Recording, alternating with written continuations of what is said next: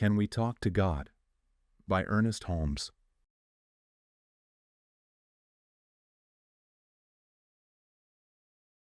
Chapter 1. Can we talk to God? Can we talk to God?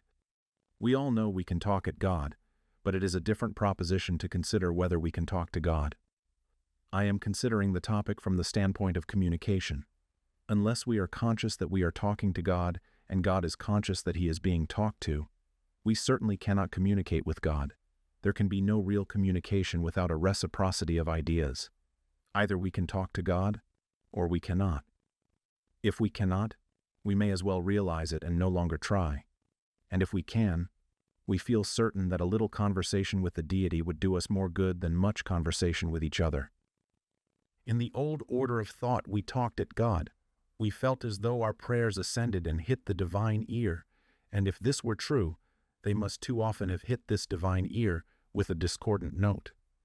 In the new idea of life, we are thinking of God as a universal principle, intelligence, and power, as the essence and energy of being. We are thinking of God, or attempting to, at least, in universal terms, but it is impossible for the finite to grasp the meaning of the infinite. The infinite signifies that which is beyond human knowledge. We are thinking of God as a universal and infinite being, as perfect law, the immutable law of cause and effect, and in doing this, discarding the ancient idea of a huge person in the nature of the deity, we are undoubtedly losing something. We are losing the sense of personal contact with this invisible power, and we are liable to think of God only as law or as an infinite it. Now, an infinite it is a very adequate thing in certain respects, but in other respects it is very inadequate.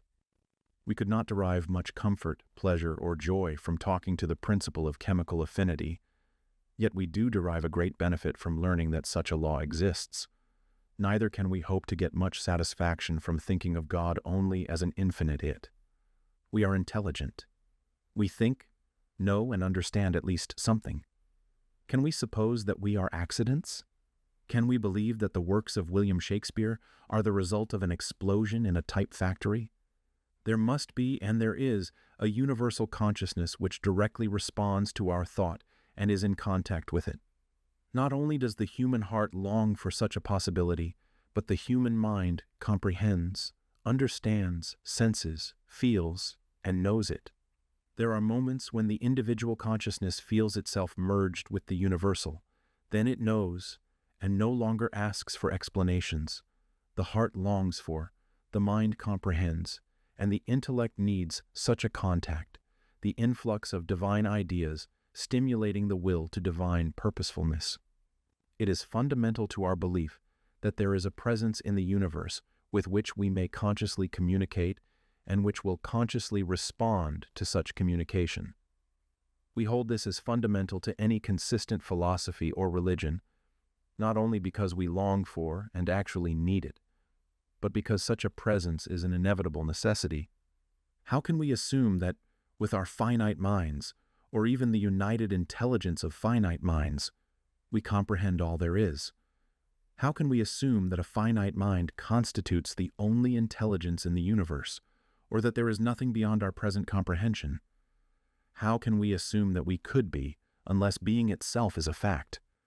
Could we recognize anything unless being itself is a fact?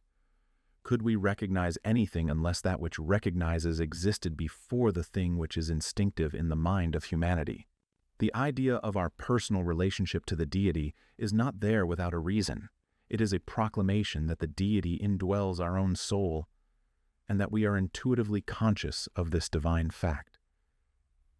That instinctive sense of the divine presence which is inherent in us all is there because it is true, and in the state of each person's intellectual capacity to perceive truth, it comes out, and to each of us becomes our God. It is forever proclaiming its own being.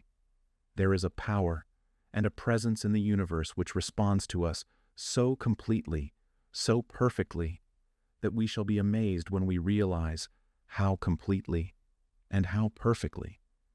But it can only operate for us through us. Our communication with God must of necessity be, and always remain, an inner light. we communicate with the indwelling God. I doubt not that there is a God beyond our finite comprehension, for the nature of God is to be universal, but it is the nature of humanity to be so constituted that we can know nothing outside the confines of our own knowledge. This is self-evident. Hence, the only God we can know is the God which we sense, and since this is an inner light, it is God in and through us. This is the only God we can know. This is the God who responds to us, and I sense that in every altruistic act, in every true charity which is love, in every expression of right emotion, that this is God action through the individual, a direct response. And it is logical to suppose that since the nature of God is constructive, is goodness, peace, purity, and love, light and wisdom, that we truly communicate with the divine only as we truly approach the nature of reality through harmony, through receptivity, peace, and joy. And I can see that as our mental attitudes hinder the divine from flowing through us, we do not approach God consciously. Therefore, we do not contact harmony subjectively, and hence we suffer objectively. This is the immutable law of cause and effect. There is something in us that longs for the sympathetic understanding, the kindly response, the sense of a presence which is warm, pulsating, and colorful. We must have it, and I sense that as we meet each other in love and friendship, in the warmth of a handshake and in good fellowship, it is God. What else could it be? The hand that gives is the hand of God, and the eye that sees is the eye of God. In each other, through each other, we contact God, but God is more than this. If this were the only God there is, then the artist would have painted a picture and stepped into it, being completely lost in his or her own work. Now, do we say that art is greater than the artist or thought greater than the mind which conceived it? The poem is not the poet who has breathed into, animated, and created it, and it will stay, so long as his or her consciousness exists. But he or she has not stepped into it. Someday he or she will write another and a better poem. Neither is God absorbed by law or creation. I think that as we contact each other, we are contacting a definite, direct manifestation of deity. When we talk to each other, I think that God is talking to God, but I do not think that this is the only God there is. If it were, our finite knowledge would have exhausted the infinite, and there would be no God beyond our conversation. We long for a conscious approach to the infinite. It is as necessary to the nature and the intellect of humanity as food is to the well-being of our physical bodies, this divine nourishment. What is true on one plane is true on all. Those of us who are seeking to understand the truth and the breadth, width, and depth of science of mind must realize that these things are possible. Of what ultimate value would a religion or philosophy be to the world which simply taught it a few laws of cause and effect, or how to heal a pain? This is good and wonderful, but unless it teaches how to live and how to be, unless it gives something which is a divine certainty of life and being, it is useless. Prosperity is inevitable if a person's mind is right. Nothing can stop it. Healing is inevitable if a person is in harmony with life. There is nothing that can stop it. It is a law. We are to use consciously this law, but we can use it only to the degree in which our consciousness is unified with truth. But we must not go searching after God. God is in you and in me. Therefore, we each must penetrate more deeply into our own nature, and just so surely as we do, we will have a very marvelous experience. We will find a depth to ourself that we have never realized. It will be a sane, spiritual experience. We will sense a something within that we never dreamed of. We have read about it, but we never dreamed it was within us. This is where we meet God. And we are going to learn this, that we can talk to God just as consciously as we talk to people, and that if we expect it, believe it, and feel it, we will receive just as direct a response. We will not receive an audible word because God's audible word is placed in this creation in the mouths of individuals. This is the only audible word God has on this plane. God speaks every time a scientist discovers a new thing. Every time an inventor invents a new thing, God speaks, and wherever truth is proclaimed, God is speaking. But the person who goes deeply into his or her own nature will find that God speaks in a language more subtle than the human language, without a tongue, in that universal language of spiritual emotion which is instinctive in human and in brute, and held in common by all civilization, by all creation, by all people who have lived, the universal language of emotion, sense, feeling, intuition, instinct. Sometimes we call it conscience, sometimes we call it a hunch, sometimes we call it a vision, a dream. It makes no difference what we call it. It is a direct revelation of omniscience through us. And so we learn to go deeply into ourselves and to speak as though there were a presence there which knows, and we should take the time to unearth this hidden cause, to penetrate this inner chamber of consciousness which but few people realize exists. It is most worthwhile to talk to the universal spirit when we talk in the right way. Do not talk at it, talk to it. Sense and feel that it is within you, that the approach to it is direct, through your own consciousness, that it is just as conscious of you as you are of it, since your consciousness of it must be in the last analysis, and is its consciousness of itself. Hence, as we recognize it, it recognizes us. As we go out to meet it, it comes out to meet us. This is the meaning of the story of the prodigal son. Always we are met halfway. Always the Spirit corresponds to our belief in and receptivity to it. Hence there is a power within, to which each may come, a presence which is light, a spirit which is guidance. This is fundamental to the understanding of the science of mind. There is a spirit which knows. This is God. This spirit which knows us. It corresponds, it responds, it flows through us. Whatever intelligence we have is it in us. We differentiate between the law and the spirit. The spirit directs and guides, the law executes, and creation is the result. This is the Trinity, the thing, the way it works and what it does. The constructive use of the law, always seeking to use it in the right way, for good only, is what is meant by the Spirit of Christ. The destructive use of the law, using it only for selfish, personal, or conflicting aims, is what is meant by the spirit of Antichrist. However, there is nothing in either the spirit or the law of the universe which denies us the most complete use of it, provided we use it constructively. In other words, God wants us to have more than we have. The Spirit desires a complete expression of itself. Hence, the more we enjoy, the more it is expressed. Consider the Spirit as a warm, pulsating, reciprocal thing. It presses against us. It flows through us. It is our intelligence. It is a great universal urge and surge. It is a warm, colorful thing. It is a beautiful thing. It cannot be put into words. You can only feel it. But consider the law as a cold fact, nothing else. It has no motive of its own. It is just a power, a blind force, but it is an intelligent, an executing, and immutable force. The law is the servant of the Spirit. Consider creation. Whether it be the vast body of the cosmos, or the suit of clothes, or the dress we have on, as some effect of intelligence operating through law, and you have the whole proposition as clear as can be that there is a power in the universe which knows, a law which does, a creation which corresponds. Creation does not respond, it only corresponds. Now that is what we mean when we speak of divine principle. Divine principle is not God any more than electricity is God. It is a law of God, just as electricity is a law of God. It is a mental law of cause and effect.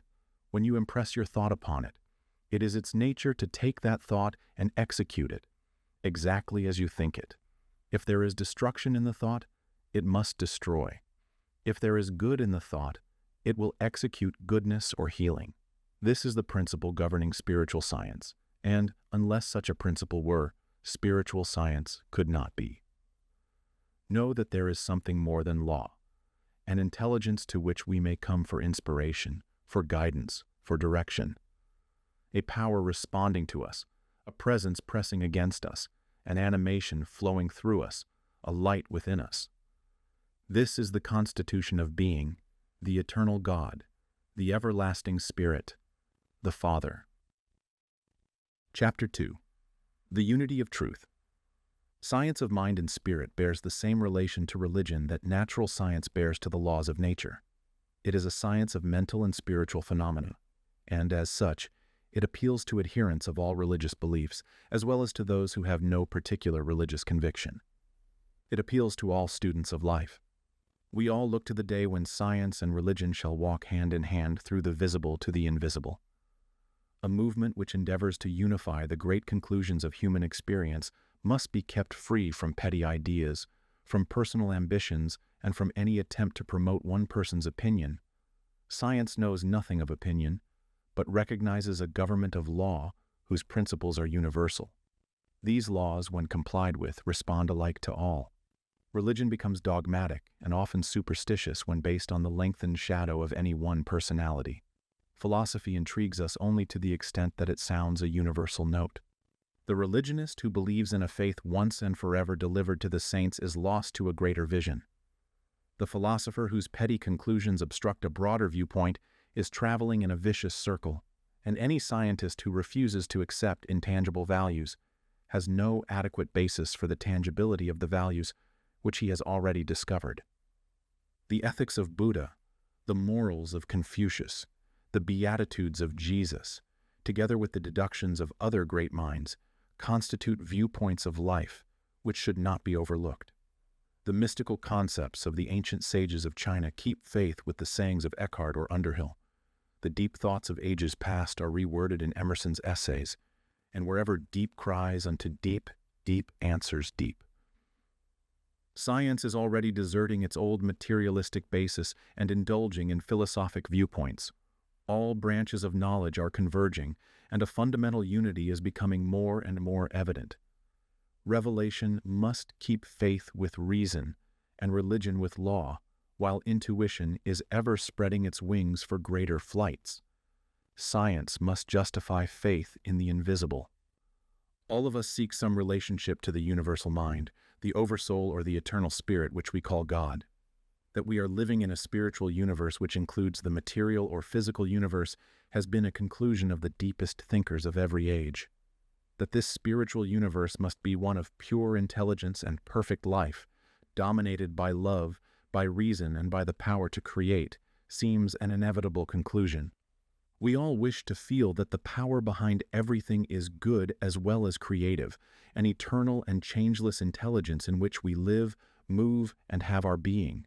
Intuitively, we sense that each of us, in our native state, is some part or manifestation of this eternal principle, and that the entire problem of limitation, evil, suffering, and uncertainty is not God-ordained, but is the result of ignorance. It has been written that the truth shall make us free, provided we know the truth, and we note that the evolution of humanity's consciousness brings with it the acquisition of new powers and higher possibilities. Nature seems to await our comprehension of her, and since she is governed by immutable laws, the ignorance of which excuses no person from their effects, the bandages of humanity must be a result of our ignorance of the true nature of reality. But some people will say, if the power behind everything is good, why does it admit of even the possibility of evil and limitation? The only answer to this question is that we are each individuals left alone to discover ourselves, creatures of volition, intelligence, and will, fused into personality for the purpose of producing a real entity, an actual, conscious being. The storehouse of nature may be filled with good, but this good is locked to the ignorant. The key to this door is held in the mind of intelligence, working in accordance with universal law. Through experience, we learn what is really good and satisfying, what is truly worthwhile. As our intelligence increases and our capacity to understand the subtle laws of nature grows, we will gradually be set free. As we learn the truth will automatically emancipate us. The advancement of science, philosophy, and religion is not the result of a change in the nature of reality, but of a change in our minds toward reality. Reality, of course, is changeless and eternal. Is it possible that this ultimate reality can hold less than liberty under law? This position may seem rather an idealistic one at first, perhaps rather an unreasonable one in the light of previous experiences. It seems too good to be true, and the experience of the race appears to contradict the assumption of an inherent freedom. But can we thus limit the universe, that intelligent and creative law which, acting in accord with its own nature, subtly molds the invisible essence of its own being into the forms of creation? The infinite is indeed infinite, even though the finite seems indeed finite. Who can set a limit even to that which we call finite? Have not all acquisitions of nature been a result of the discovery of truths and of latent laws and capacities unknown until they were discovered? If we have made such discoveries of physical and material laws, should it seem strange that we might also make discoveries of mental and spiritual laws? Indeed, the great discoveries of the future will be in these very realms. Evolution is an eternal unfoldment. Life reveals itself to whoever is receptive to it. A motion picture would have been a miracle in medieval times, and no doubt the figures on the screen would have been regarded as either gods or devils. The birth of spiritual ideas into the human consciousness meets with three distinct reactions. The Orthodox say that God never intended such things to be, else he would have revealed them through his prophets. The materialist laughs at them. The childlike are receptive. Science, philosophy, intuition, and revelation all must unite in an impersonal effort if truth is to be gained and held. No system of thought can stand which denies human experiences. No religion can be vital which separates humanity from divinity, nor can any science long maintain its position which denies the spontaneous appearance of volition and will. A human being is more than matter. There is an inner life higher than the psyche. A human being is mind, soul, and body, mental, spiritual, and physical. Intelligence, volition, and will, fused into a coordinated personality, and we each can understand ourselves only from the larger viewpoint. We deal with the real person only when we deal with the whole person. We deal with the whole person only when we deal with the mental, spiritual, and physical faculties working in unity. Chapter 3. The Unity of God and the Individual. It is fundamental to the philosophy of science of mind and spirit that there can be no cause without an effect and no effect without a cause, even as there can be no inside without an outside, no outside without an inside, or a stick with only one end. If we assume the absolute or first cause to be pure intelligence and perfect consciousness, we must assume that this consciousness is aware of itself, since there can be no consciousness unless there is something to be conscious of, to cognize. The spirit is the power that knows itself is one of the oldest sayings, and since the individual unit or person is self-conscious, how much more so must be the infinite mind.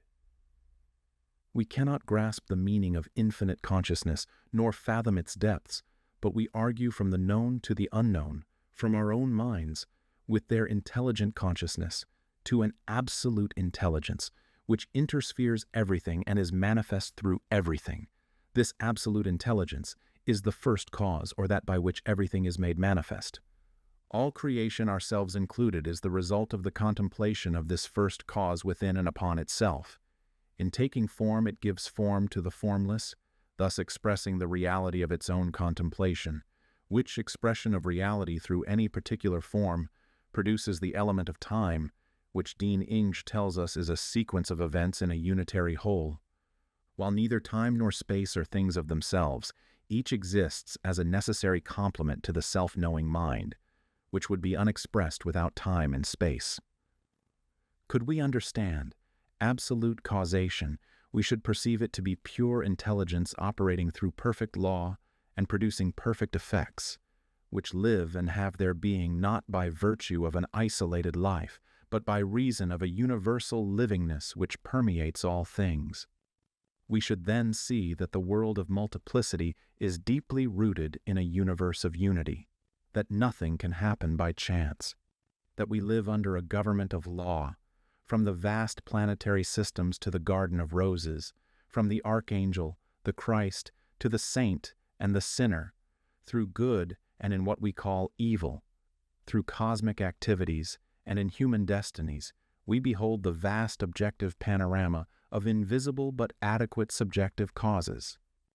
As we contemplate the mysteries of nature in this panoramic view of objective life, we are amazed at the infinite variations, the complete individualization, and the uniqueness of everything. Here again we are brought to the realization that the infinite is indeed infinite, and that within this one there is ample room for individual expressions in the things created.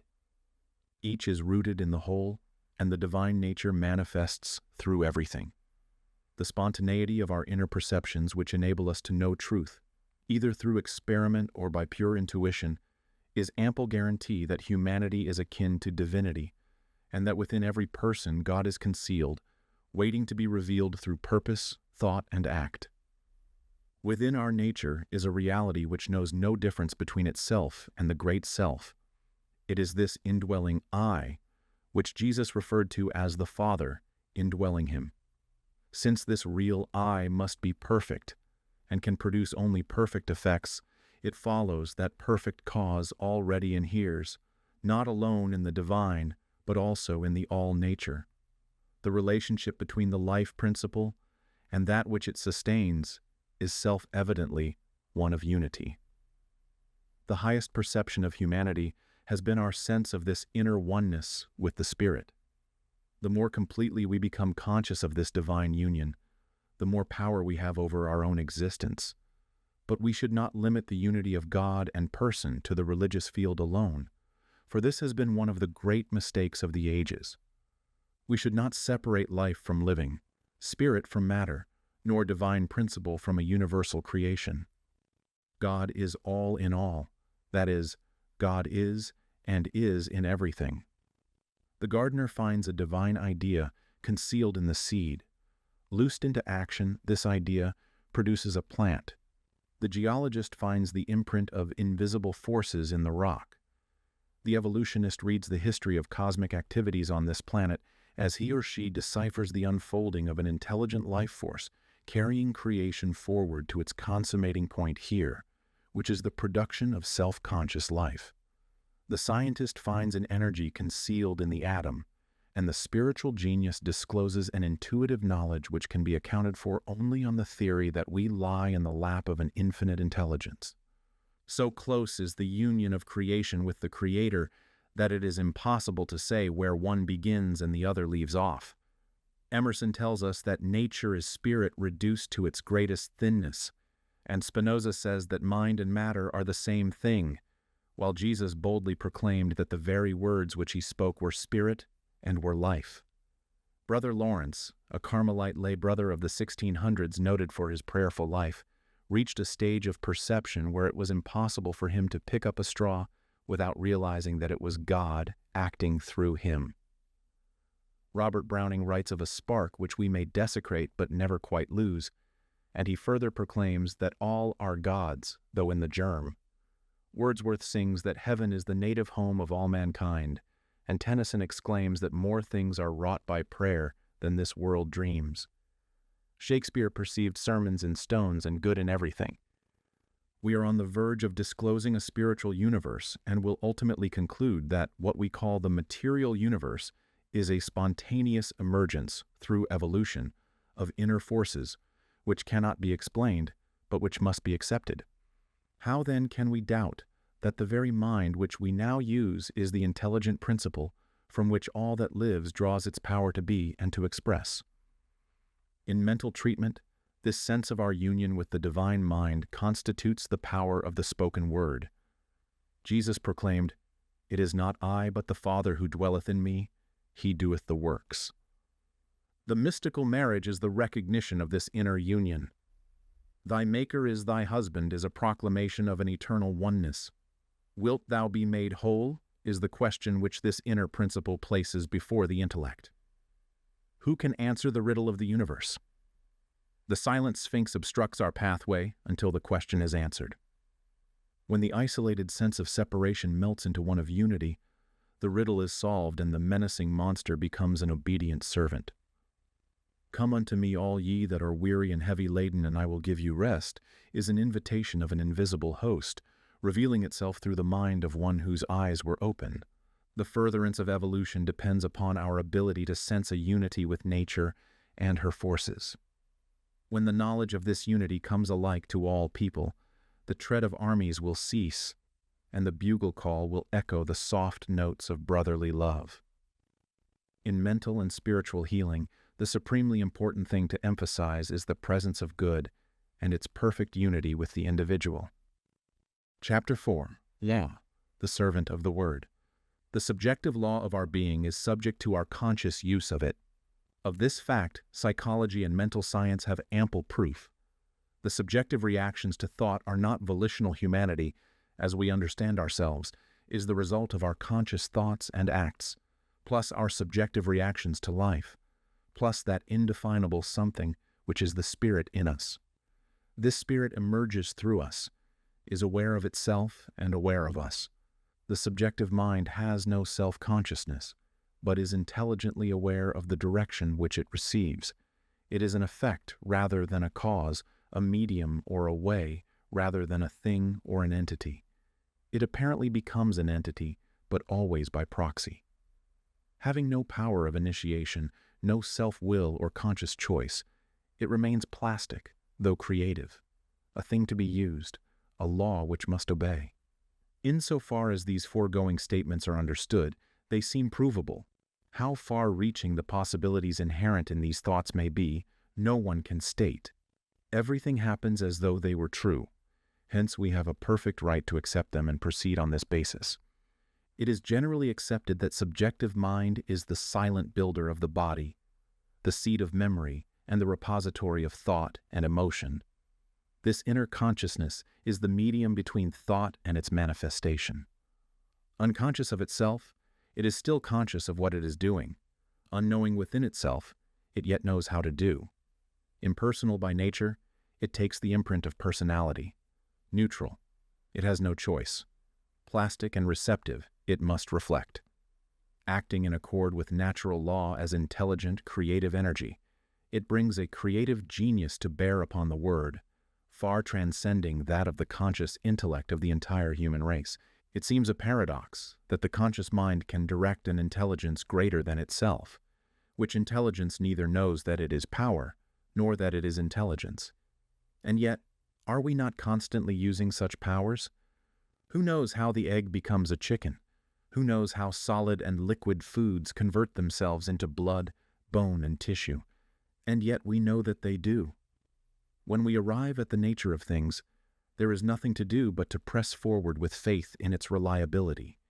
The metaphysician will go further than the psychologist and proclaim a universal subjectivity of which our individual subjectivities are but personal uses. This greater subjective mind is the universal principle of all thought and action. It is the silent creator of destiny, having intelligent receptivity and creative ability, yet having no purpose of its own to execute, compelled by its very nature to be a servant of the Spirit. It is through a use of this greater medium that the religious scientist operates. Faith set in motion in this medium produces facts in human experience. Our own individual subjective states of thought constitute the medium through which this law works. If we have a true conviction which is in line with the ultimate harmony, we can create an idea which must clothe itself in a form equal to our mental equivalent of such an idea. When we wish to demonstrate these principles, we should act as though they were true. We should daily affirm the presence of a divine law which obeys our word, insofar as this word is in harmony with the truth. The only limitation set on this word is the limitation of unbelief and the impossibility of using the universal law destructively without ultimately harming the one using it. When our will and purpose are in line with the divine will and purpose, we cannot use this law destructively. We have a perfect right to use it for personal advancement and to bring happiness and success into our experience. We should use this law definitely, and with full assurance that this seed of conscious thought will be received by a creative intelligence, which will produce a harvest that we can reap in due season.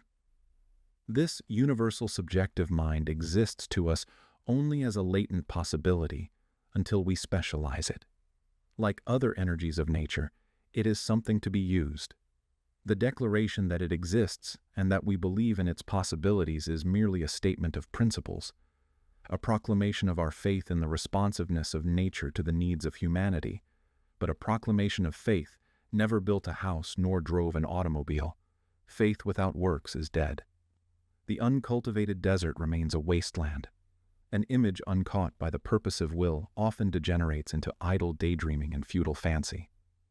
The laws of nature should be consciously used, definitely specialized. When we have freed ourselves from superstitions regarding mental and spiritual things, we shall be ready to approach them intelligently and incorporate them in our everyday living. This the student of science of mind should daily seek to do. Since we have a creative intelligence, we should use it. As we are surrounded by a mental principle which reacts to our thought, we should consciously set it in motion for definite purposes. Treatment is the act, the art, and the science of specializing the universal law of mind for specific and individual purposes. The law is, but it must be used. Until the time comes when we use it consciously and constructively, we shall be using it unconsciously and perhaps destructively. Every time we think, we use this law. We should begin by weeding out all negative states of thought and learn to speak a straight affirmative language. The universe gives to us through us. All natural laws await the intelligent guiding hand. To believe that we are continuously guided in our acts by a supreme intelligence is a better state of mind and more productive of good than to believe we are subject to the caprice of fate. Our fate is within our own minds. Destiny is but the objective manifestation of subjective mental states. Success and failure are not things of themselves. They are simply modes of expressing the original thing. Thought should be daily directed and consciously controlled. It is written that God's words are yea and amen, which means that the infinite does not argue, but meets every person's approach directly, responding to every person's thought. The material scientist readily acknowledges a reign of law. The forces of nature are not coerced, they are directed. So the powers of mind and spirit are not commanded, but commandeered. The universal flow is forever taking place. The turning of this flow into the channels of constructive thought is an individual act. Thus, we specialize a natural energy and utilize a power which otherwise remains chaotic in our individual lives. The simplest approach is always the most direct. Believe and it shall be done. Accept and let it be done. Convince the mind and no longer deny the greater possibility. Act as though I am and I will be. We must abandon our ideas to the supreme cause and wait for the harvest time with joyful expectancy. There should be a definite and conscious expectancy. We should feel as though the entire power of the universe were for us and never against us. All conversation to the contrary must be resolutely set aside. Remember that mental treatment is neither wishing nor willing. It is an affirmation of the presence, the power, and the willingness of the divine law to specialize itself for us, to meet every human need. It is not through human determination, nor by power or by might, but by the silent workings of the Spirit through organized thought, that the divine imparts its power to each person. We are chemists in the laboratory of the infinite. What shall we produce? Chapter 5. The energy back of thought. Nature lies in the lap of an intelligence and life, which, without any apparent effort on its own part, provides both seed time and harvest. How can we doubt that the power back of things is adequate and is a unity? Originality, spontaneity, and volition crop out at every point in nature.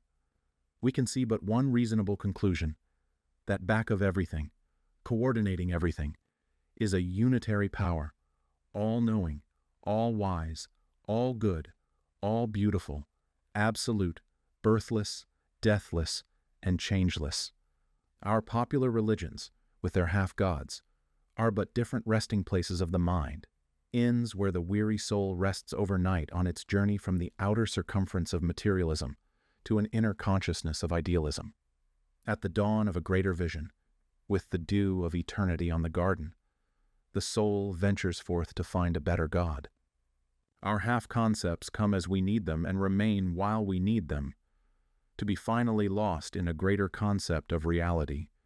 Every person's religion is an answer to the cry of the soul for something which is real, something which may be relied upon, a resting place for which everyone instinctively feels a need.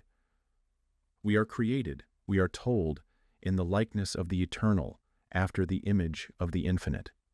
We sense a divinity within, a nature hidden in the cryptic interior of our minds, which we have scarcely penetrated, a unity with the whole. The intuitive faculty, which we use to uncover reality, is evidence that this reality is already latent within us. It matters not if we reach this place through the inductive process of science or by the deductive process of revelation.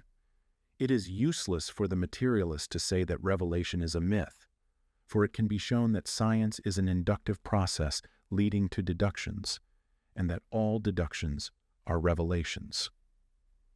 All life is a revelation, from the cradle to the grave.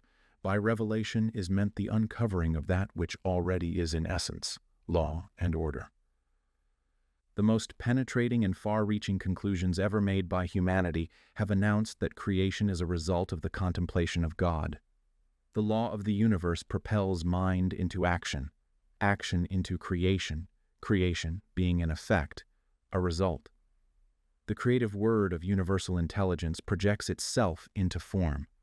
When we speak of the energy back of thought or the power of faith and prayer, we are not thinking of willpower, but of original power. The thought, or the prayer, merely uses an energy which already is. The electrician does not put energy into electricity, but he takes it out. If there is a law of thought, if there is evidence that any prayer was ever answered, or that any person's faith has consummated in an objective realization of that faith, then there is evidence of an intelligence in the universe which accepts the word of faith and acts upon it. Intelligent practitioners know that there is a universal law which acts on our word, and we use this law with the definite knowledge that we are scientifically using a proven principle, a known, definite, and provable force. For to us, the presence of an intelligent power in the universe, which receives the impress of this thought and acts upon it, is an accepted and proven fact. The practitioner knows, however, that this energy can only respond by correspondence. In other words, the measure of our faith in the infinite is the measure of our capacity to draw from the infinite. This is why the great teacher said, "It is done unto you as you believe." If we can believe in a great good, then much good can come to us. It is according to our mental acceptance, or mental equivalence according to our faith, that life manifests through us. We measure life through our concept. Automatically, thought has power. If we wish to prove that there is a spiritual principle which we may definitely use, let us forego any sense of coercion and become as a little child in receptivity. Let us definitely and consciously accept our good and continue accepting until we experience it.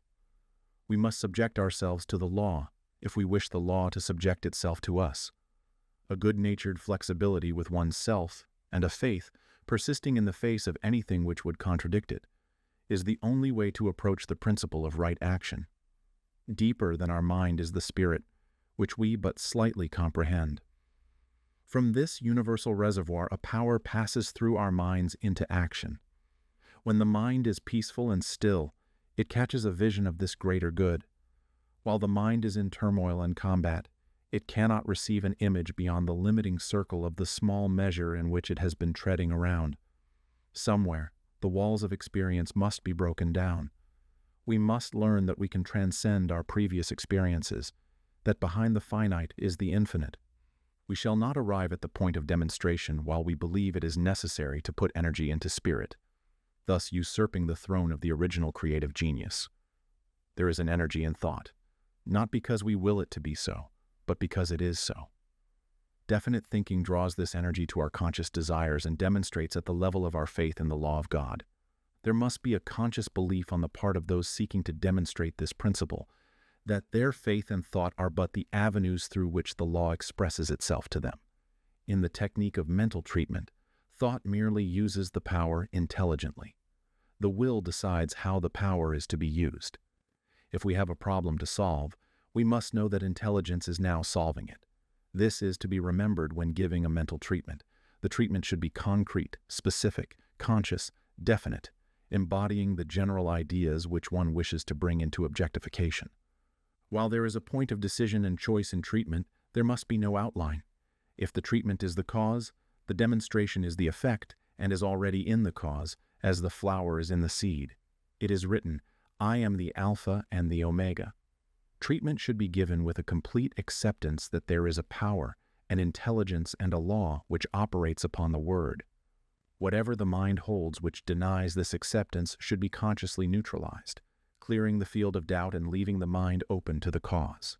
One definite experience which proves the integrity of the soul and its direct relationship to the universal mind and spirit will do more good than all the teachings of theology, for thus alone can we arrive at the place where we can say, This I know, whereas I was blind, now I see. The energy back of constructive thought is spirit. Spirit permeates everything. Hence, constructive thought calls the best out of any particular experience. A religious scientist is a practical idealist, but not a dreamer. Thought swings from contemplation into action, from prayer into performance. For while there is in the innermost recesses of our soul a place which dwells in eternal stillness and in action, there is also a place at the circumference of our being which, animated by this inner principle, goes forth to accomplish. Thus alone can contemplation become fruition, an inner recognition, outer realization. It would not be correct practice to spend one's whole time contemplating or meditating. There should be a balance between the inner and the outer states. From an inner communion of the soul with the spirit, there comes inspiration and guidance, but this inner state would remain an idle dream unless heaven were brought to earth, and spiritual perception woven into the fabric of everyday experience. It has been said that the kingdom of good will be realized on earth when the without shall become as the within. Thy will be done. Thy kingdom come on earth as it is in heaven is a recognition of the unity which takes place when the real is linked to the ideal. It is then that experience becomes a legitimate offspring in the outer world of inner states of happiness and well-being. An unexpressed person is incomplete. The objective universe, through which alone we interpret the invisible cause, is evidence enough that the original creative genius forever passes from substance, through law, into manifestation.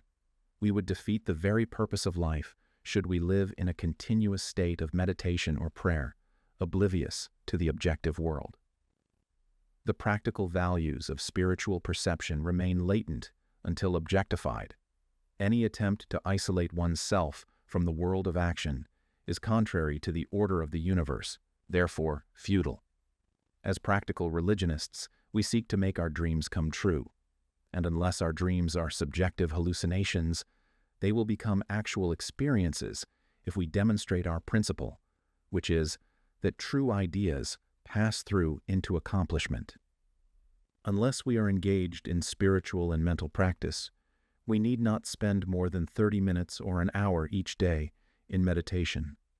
But this amount of time is of inestimable value in our practical life, for it is here that we join the real to the ideal and receive inspiration for action and guidance toward accomplishment.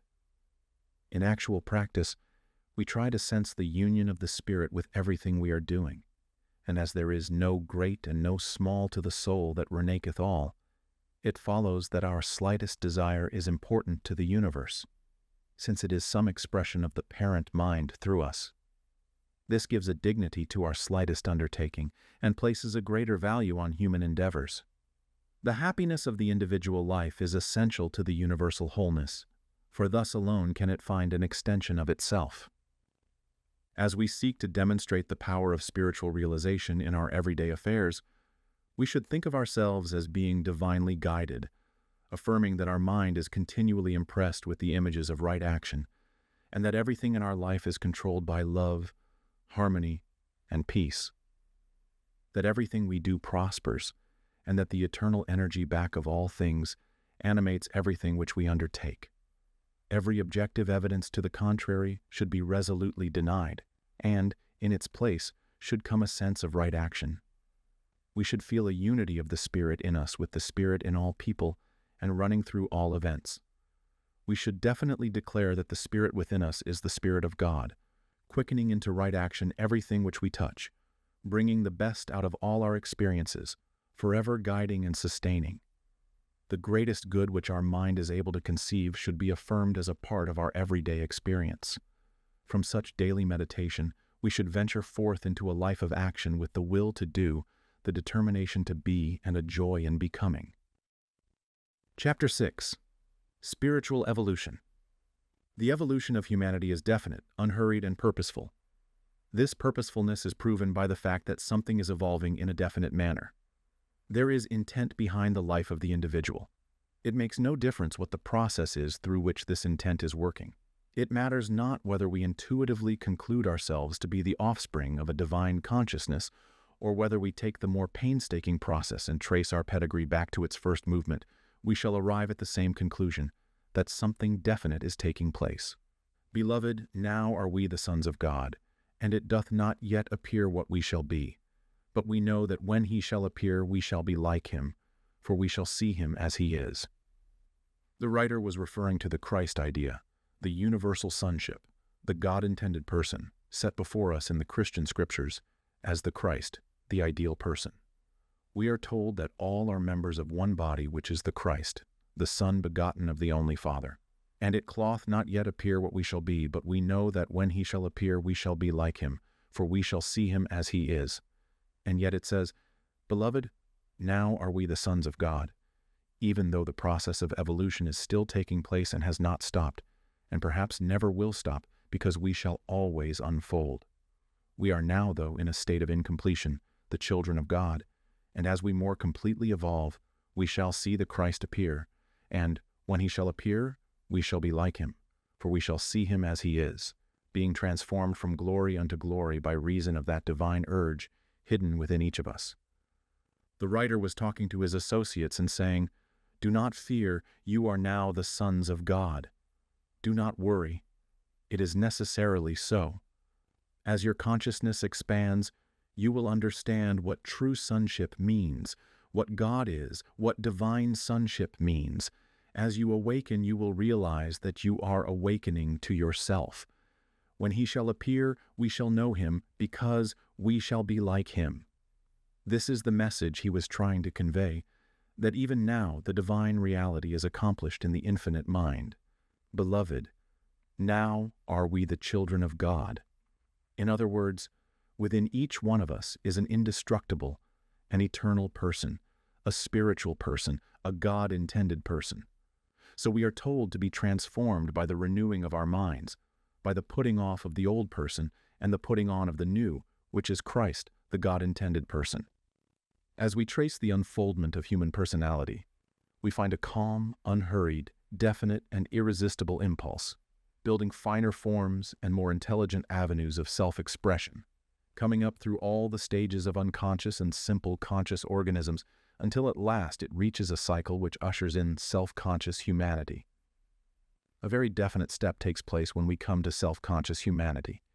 The divine spirit has evolved a living soul, an emanation of itself, that this soul may become immortal but individualized. Why is it necessary that the soul shall undergo the experiences of evolution? Individuality means spontaneity, self-choice, volition, reality, creative ability. If we were to assume individuality and volition without law to bring its choice into fruition, we would have a dream, a hallucination, a fantasy. Individuality presupposes choice, which presupposes the possibility of bringing choice into actual experience. Only through experience can it come full-orbed into conscious unity with the divine mind. When the working idea emerges from an unconscious to a self-conscious state, it becomes individualized. At the doorway of self-choice, arbitrary methods of evolution cease. As we come to the point where we know ourselves, we are individualized. The cosmic mind must now wait for us to recognize our relationship to it. When we reach self-consciousness, the spirit can do nothing more for us until we consciously cooperate with it. Since human beings first said, I am, nothing has been forced upon us. We have lived, learned, experienced, and discovered. Nature has awaited our discovery of its laws. As we discover new ones, we use them. This is the meaning of an ancient saying, nature obeys us as we first obey it. We must come to understand her laws, then she will obey us. Moses knew nothing about electricity. Solomon, with all his wisdom, had no automobile to ride in, yet all these possibilities existed, waiting. Behold, I stand at the door and knock. Just as soon as the divine mind has brought the evolution of personality to a point of self-recognition, it must wait on our conscious cooperation for further evolution. But from the beginning, the idea of humanity perfected must have been in the divine mind. Involved within the cause is always the effect, and in the mind of the eternal, humanity must be perfect. God is perfect mind, and cannot conceive imperfect ideas. Hence, the idea of humanity as held in the mind of God must be a perfect idea. The perfect human is the only human God knows. Humanity may do as it wills with itself, but it will always have itself left. We may desecrate, but we can never lose our lives. The Spirit ever has a witness within us, and the God-intended person already knows that he or she is one with the whole, that nature is comprised of one ultimate power, using many instruments and having many avenues of expression. The time has come in our evolution when we should awaken to a recognition that behind each one stands the eternal mind, that each has complete access to it, that each may come to it for inspiration and revelation, that surrounding all is a divine law obeying the dictates of this eternal mind. The unfoldment of consciousness has arrived at the place where individuality can realize its own divinity. We are waking to the recognition of this. The God-intended person is a divine center of God consciousness on the pathway of experience for the purpose of evolving a definite individuality. But it is only as we work in conscious cooperation with the universal that we awaken to reality. It is only as we understand nature and comply with her laws that we can ever hope to use them. The law is one of freedom and not of bondage. Behind all, there is a great urge trying to express through every medium. Why not allow it to express through us? Evolution is a principle which, though invisible, FMD's manifestation in every form of life. It is the logical and necessary outcome of universal intelligence or spirit. But evolution is an effect of intelligence and not its cause. It follows involution. Involution is the idea, while evolution is the unfoldment of the idea. Involution precedes evolution with mechanical precision propelled by an immutable law, the law of cause and effect. God is universal intelligence or spirit. The only way that universal intelligence can move is by an interior movement. God must move within God, if God is all. He moves within and upon himself. The movement back of the objective world must be a subjective movement, a movement of consciousness. It is necessary, then, that whatever movement takes place must take place within and upon the one. And it follows that whatever is created out of this one. God moves upon God. This is the starting point of creation. Every time one conceives an idea, that is God expressing itself. It is eternally knowing and eternally known through everyone. God's nature is to know. There is an emotional craving or desire for expression inherent in the universe. There is a universal law obeying the will of spirit. This is the law through which that which is involved evolves. We, as conscious spirit, set a universal law in motion, which makes things from ideas. The spirit involves. The law evolves. The law does not know that it is evolving. It is its nature to evolve. Evolution, then, is not a thing of itself. It is an effect. Behind all objective form, there is a subjective likeness which exactly balances and is the prototype of the form. The thing involved perfectly balances the thing evolving from it. Evolution is the time and the process through which the spirit unfolds. Insofar as any individual understands this mental law, he or she is able to use it. We must learn how it works and comply with the way it works. Always it is an obedient servant. As we sow, so shall we also reap. Involution and evolution, the thought and the thing, the word and the law, the purpose and the execution. This is the sequence of the way the law works. While there is liberty in the evolving principle, it is always in accord with certain fundamental laws of necessity. It seems as though behind evolution There is an irresistible pressure, compelling more, better, higher, and greater things. If we study the evolution of locomotion from the rising of humanity from the clod, we see people riding upon a horse, in a cart, then in a wagon, and so on to the automobile and the airplane. What is this but the evolution of locomotion, the unfolding through the human mind of the possibility of travel? If we watch the evolution of travel by water, we find the same thing from the raft to the ship. What is the inevitable end of locomotion? We shall ultimately do away with every visible means of transportation. That which is the principal back of evolution will not be satisfied with the process through which we now go. When we shall have unified with omnipresence, we shall be omnipresent. When you and I know enough, and are in Los Angeles and wish to be in San Francisco, we shall be there. When we know enough to want to pass on to another plane of existence and come back again, we shall be able to do so. When we know enough to multiply the loaves and fishes, we shall do so. When we know enough to walk on the water, we shall be able to do that. And it will all be in accord with natural law in a spiritual world. Chapter 7. The Secret of Spiritual Power. By spiritual power, I mean a dynamic something which is intelligent, conscious of what it is doing, and able to do it without any external aid. We think of physical energy in terms of horsepower, or the ability to lift a weight a certain number of feet from the earth. Let us think of spiritual power not as contradicting physical power, but as being more subtle. There must be spiritual power which does not contradict the physical, but is the parent of it. Being the greater, it must include the lesser. Through the ages, there are authentic records of persons who have exercised spiritual power, no matter what their religion or theology may have been. No one can be a student of history or a keen observer of life without coming to realize that there is such a thing as spiritual power. Therefore, without argument, we may accept its reality. All the world is in search of reality. Intuitively, we feel the necessity of something greater than we are, something upon which we may rely with certainty. We need spiritual power even more than we need physical power. We need both, and we have both. But having great physical energy at our command has not satisfied us. Consequently, we see an interesting thing going on in the world today. Many of our scientists are becoming philosophers, endeavoring to determine the relationship of their own science to the larger meaning of life. One of the world's greatest psychologists says that after 30 years spent in analyzing the subjective thought of educated people from every part of the world, he has found, in the case of people over 35 years of age, that almost without exception the neurosis is caused by the lack of a true religious perception.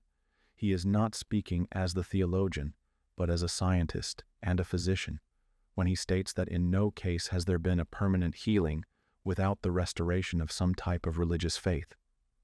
His conclusions have nothing to do with any particular creed, doctrine, or dogma. He is speaking of the essence of a true religious conviction which relates neither to Catholic nor Protestant, Jew nor Gentile. It means an inner conviction which is truly spiritual, no matter what outward form of worship it takes. Religion is a reaction to humanity's spiritual inquiry, the outward form of an inner conviction.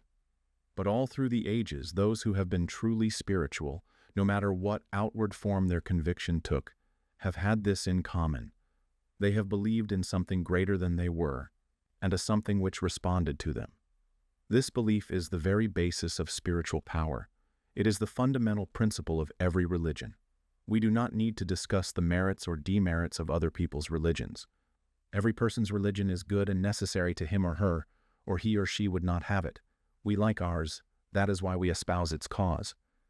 The power of all religions is in the spiritual principles involved and in our conscious unity with these principles.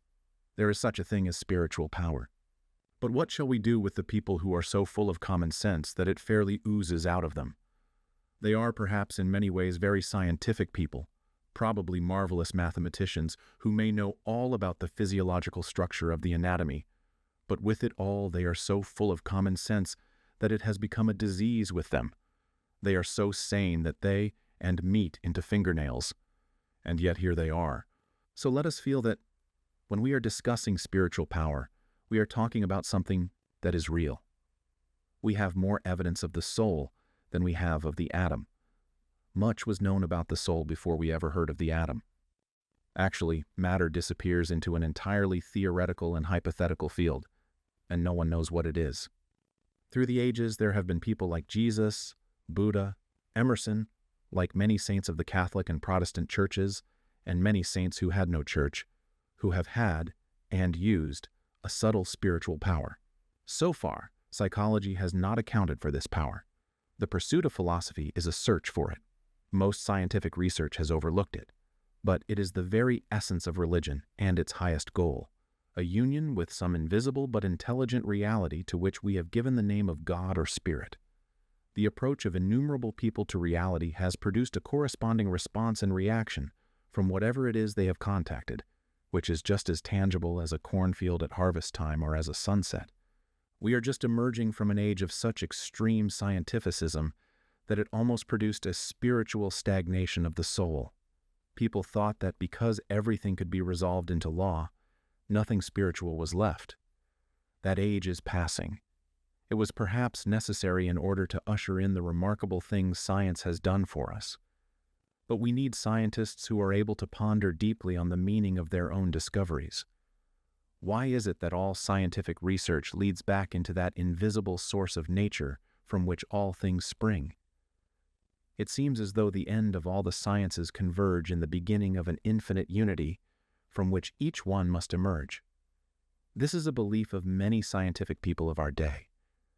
Should it seem strange, then, that we, who are engaged in the search of self-discovery, should say that the spirit of humanity is rooted in a common unity, one universal presence? Surely we have an adequate foundation upon which to build not the hope, but the assurance that each one of us is a God thought in the germ. The secret of spiritual power is a consciousness of one's union with the whole and the availability of good. We are one with a universal creativeness, which is the God of theology, the spirit of mysticism, the reality of philosophy, and the principle of science. God is accessible to all people. Let us approach this reality in a childlike manner. We shall then wave aside all differences and realize that Jew or Gentile, Protestant or Catholic, Buddhist or Confucianist, idealist or agnostic, all have a spiritual power in such degree as they are unified with reality. The history of spiritual endeavor has proved that when one believes in spiritual reality, it descends into his or her thought and flows out into expression. This is why people like Jesus have said, "Believe."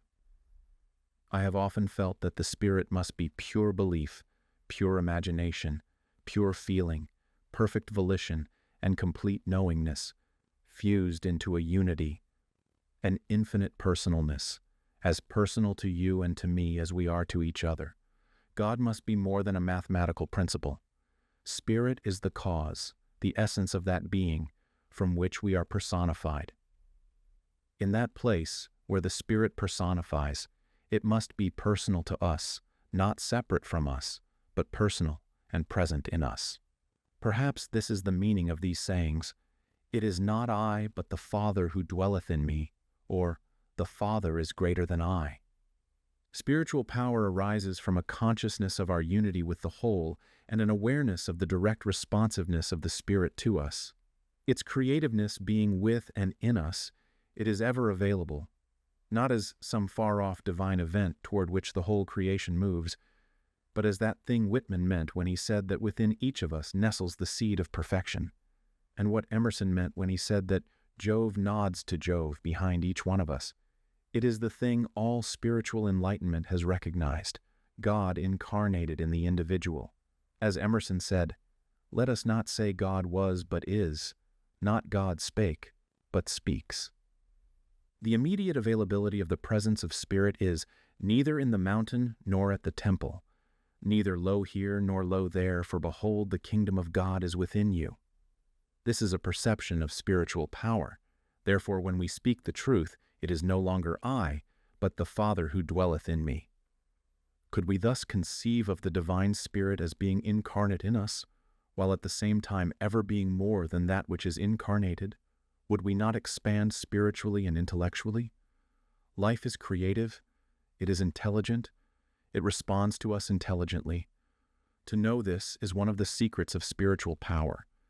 It is direct. We should believe in eternal goodness, eternal love, and eternal responsiveness. Since our ability to know is God in us, it must follow that thought is creative. The words I speak unto you, they are spirit and they are life. The teacher did not say these words are going to stir up the pity of God. He said, these words, and then he sent out his word which healed. When thought knows, understands, and embodies reality, it becomes and is reality, and reality is power. This is the secret of spiritual treatment. Spiritual healing is not willing, wishing, beseeching, nor repeating a lot of formulas. It is the result of a dawning perception of spirit, incarnated in the one needing help. When the illusion of opposites disappears from our mental perception, and we come to realize that we are whole, we shall be made whole.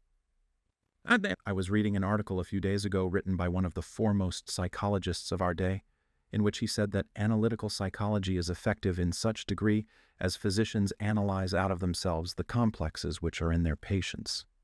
For about 20 years I have been teaching that, in spiritual practice, the practitioners must heal themselves of their patients' troubles. Jesus said that we must first cast the beam out of our own eyes. It is necessary for those practicing spiritual healing to heal themselves of the beliefs, the inhibitions, or the psychic knots that are conscious and subjective in the thoughts of their patients. Spiritual practitioners heal themselves of the beliefs which are affecting their patients, and if they are successful, and if the patients accept such healing, the patients will be healed. I have known analytical psychologists who work for their patients when the patient is absent. This is what we mean by absent treatment. There is no absence in the one presence, and psychoanalysts analyzing their patients and treating at a distance will get results. In the spiritual world there is no here or there. There is just everywhere. It is at the point of immediacy. Spiritual power is an interior awareness. Practitioners think or feel their way to a place in their own minds where they perceive that good is immediately available. There is such a thing as spiritual power. It is a happy, wholesome, healthful-minded thing. A person without religious conviction is not normal. The world needs a spiritual revival more than anything else. It does not need that we should all become Methodists or Catholics or religious scientists. It needs spiritual conviction. We should spontaneously look to that which is greater than we are and yet of which we are a part, that which is greater than the personal I, but which is forever flowing through the personal I. The personal word has power because spirit is power. How simple, how direct.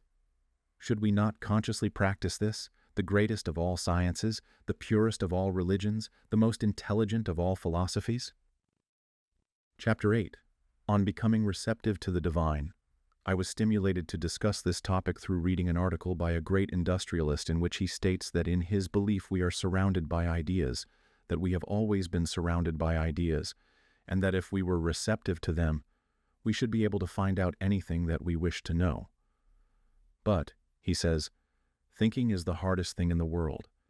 If you can develop thinkers, you can develop people who can do what they wish to do, have what they wish to have, and be what they wish to be. We are surrounded by an infinite mind, which, should we become receptive to it, could acquaint us with anything and everything. I would like, however, to differentiate between the thought of being surrounded by ideas and the thought of being surrounded by an infinite mind. Ideas are the product of mind. Hence, mind is the father of ideas. There could be no thought without a thinker. I believe that we are surrounded by both ideas and the mind that conceives them, surrounded by an infinite intelligence, which is the mind of God and the potential storehouse of all possible knowledge. This must be true if we are dealing with the mind of God. This infinite mind is the cause of all that is, and the ultimate of all. It is open to us as our thought is receptive to it. So an inventor draws inventive genius from it, a painter, the inspiration to paint. What we draw from this mind is, of course, poured through the avenues of our own consciousness and interpreted in our act. In this way, each is an individualization of the universal spirit. We are striking at the very root of philosophic thought. How is it that the eternal mind, the one back of everything, can differentiate and personify itself in numberless ways without changing its nature? Let us go into the garden where there are a dozen varieties of plants. All come from one creative soil through one law in that soil, all rooted in the same medium, each bringing forth according to the nature of the seed involved. In the same way, spirit manifests itself through many individuals. No two are alike. Each has a unique place in the universe of mind. Each lives in it. Without it, no one could live, for each individual life is rooted in the wellspring of eternal existence. We each contact it through our own mentality in an individual way, drawing from it an expression which satisfies us. For instance, we are surrounded by the idea of beauty. Whoever dwells upon beauty tends to become beautiful. There will be a grace and charm expressing itself through that person, which no one can fail to recognize and appreciate. So we might say of other ideas such as life, joy, love, harmony, of any idea we desire to embody. We are dealing with the creative intelligence of the universe. It is the mind and the intelligence back of all, through all and in all. It is that without which there could be no human thinking. If you are an inventor and do not quite grasp the idea you need, what do? Look within yourself for the answer.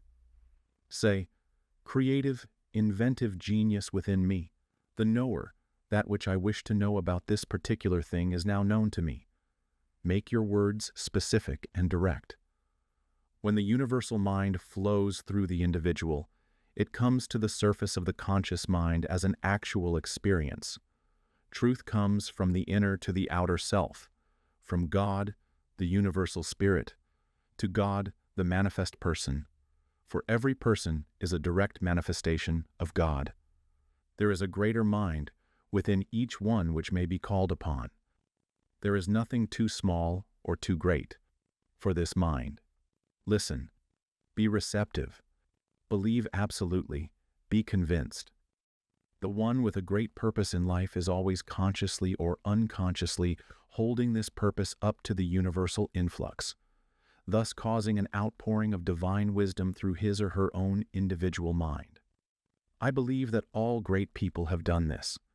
They may not have known or believed that they were doing it, but I think that all who have achieved success in any branch of life have used this power consciously or unconsciously.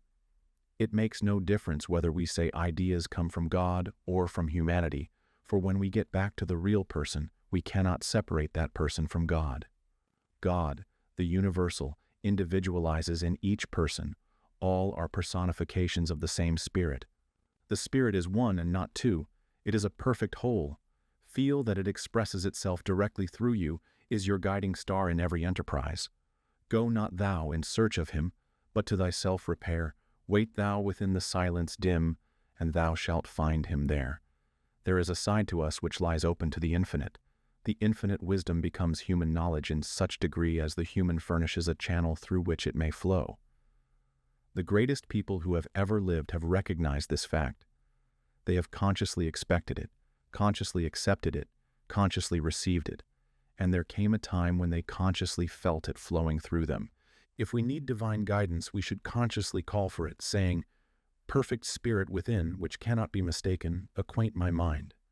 Or, "Let the infinite intelligence within me acquaint my mind. Tell me what to do, that it may come forth into personal expression. But bring it through. Do not leave it up in the air." Here is the difference between a dreamer and the practical person. The dreamer is always floating around in the clouds. The practical people keep their thought in the clouds and their feet on earth. In this way, they bring heaven to earth through themselves. This is necessary. Let us keep the dream side open, as it is the beautiful side of our natures. It is the meditative, contemplative side, the subtle side forever merged with the universe and at one with good. Since this inner self is in continuous connection with the outer self, it can cause a flow of intelligence, stimulating the mind and brain to purposefulness, to creative genius, to executive ability. There is something in the most practical which longs for this still, silent presence. When we spend our entire time in objective things, never getting back to the higher self, we are piling brick upon brick, sooner or later to see them fall about us in ruin. The toiler dies in a day unless the dreamer refreshes and invigorates him with that divine influx which comes from the inner self, which never tires, fed by the deep, eternal fires. There is a place in us open to the infinite. But when the Spirit brings its gift, by pouring itself through us, it can only give to us what we take. The taking is mental. If we persist in saying, life will not give us that which is good, it cannot. For life must interpret itself to us through our intelligence. Let the unhappy call upon joy, it is indwelling. That joy which sings in the dark and dances in the sunlight, the joy of an eternal sense of completion which must be inherent in the divine mind. Let us open our consciousness to its influx, that it may enrapture the soul. That joy which Lowell tells us climbs to a soul in the grass and flowers. This joy already is within. Let the sad and depressed call upon this wellspring of joy within, that it may overflow. We cannot be depressed when we contact its surge. Mind rests in action. The spirit is never weary. God does not have to sleep. Let the one who is depleted in vitality call upon the vital force within. It is life energy. Perfect life, complete life within me, not somewhere else. Let that within me which is life, force, power, vitality, come forth. Sense it, listen to it, receive it, expect it, take it. As this individualization of spirit takes peace, it penetrates the finite consciousness. It saturates the human personality with the essence of its own being and radiates a power and reality that is sublime. Call upon me, and I will answer. Onlook the deity, and the deity will onlook thee. Act as though I am, and I will be. God, in us, as us, is us. Let us be receptive to the divine nature that it may flow into our everyday living. New arts, new sciences, new religions, better government, and a higher civilization wait on our thought. The pent-up energy of life and the possibility of human evolution work through our imagination and will. The time is ready. The place is where we are now, and it is done unto all as they really believe and act. Chapter 9, Principle and Practice. The first principle fundamental to an understanding of mental and spiritual science is that we are surrounded by an infinite intelligence. We do not comprehend the meaning of such an intelligence, except in a very small degree, but because we are intelligent beings, we can sense the presence of an intelligence which is beyond our human comprehension, an intelligence which is great enough in its own nature to encompass the past, to understand perfectly the present, and to be the creator of the future. It is the cause of everything that has been and is, that out of which will unfold everything that is to be. Our own intelligence is one of its activities and is of like nature to it, the same in essence but not the same in degree. At the level of our comprehension of ourselves, we know God. This self-knowingness, which is also God-knowing, has the possibilities of eternal expansion. As individual intelligences, you and I communicate with each other, can respond to each other, and in so doing we establish the fact that intelligence responds to intelligence. This same law must hold good whether we think of finite intelligence responding to finite intelligence or whether we think of infinite intelligence responding to finite intelligence, for intelligence is the same in essence wherever we find it. We may rest assured that infinite intelligence responds to us by the very necessity of being true to its own nature. But how does it respond? It can respond only by corresponding, which is but another way of saying that the infinite intelligence responds to us by the direct impartation of itself through us. This is the meaning of that mystical saying, the highest God and the innermost God is one God, and the saying of Jesus, I and the Father are one. Whatever intelligence we possess is some degree, some measure of that infinite intelligence which we call God. The infinite mind imparts of itself to the finite through the act of incarnation. The evolution of the human race is a process whereby intelligence passes by successive degrees of incarnation through evolution into the human mind. While there are different knowledges, each specific knowledge is but a certain way through which we penetrate that wisdom, which comprehends and includes all knowledges and all systems. The Spirit responds to us by corresponding to our states of thought. We enter into it in such degree as we comprehend it. It enters into us through correspondence in such degree as we comprehend it. Prayer communion with the Spirit, meditation or contemplation, is for the purpose of unifying our minds with the universal mind, opening up the avenues of our thought to a greater influx. The Spirit is ever ready, ever waiting because it is its nature to incarnate. The greater our receptivity and comprehension, the more complete its flow.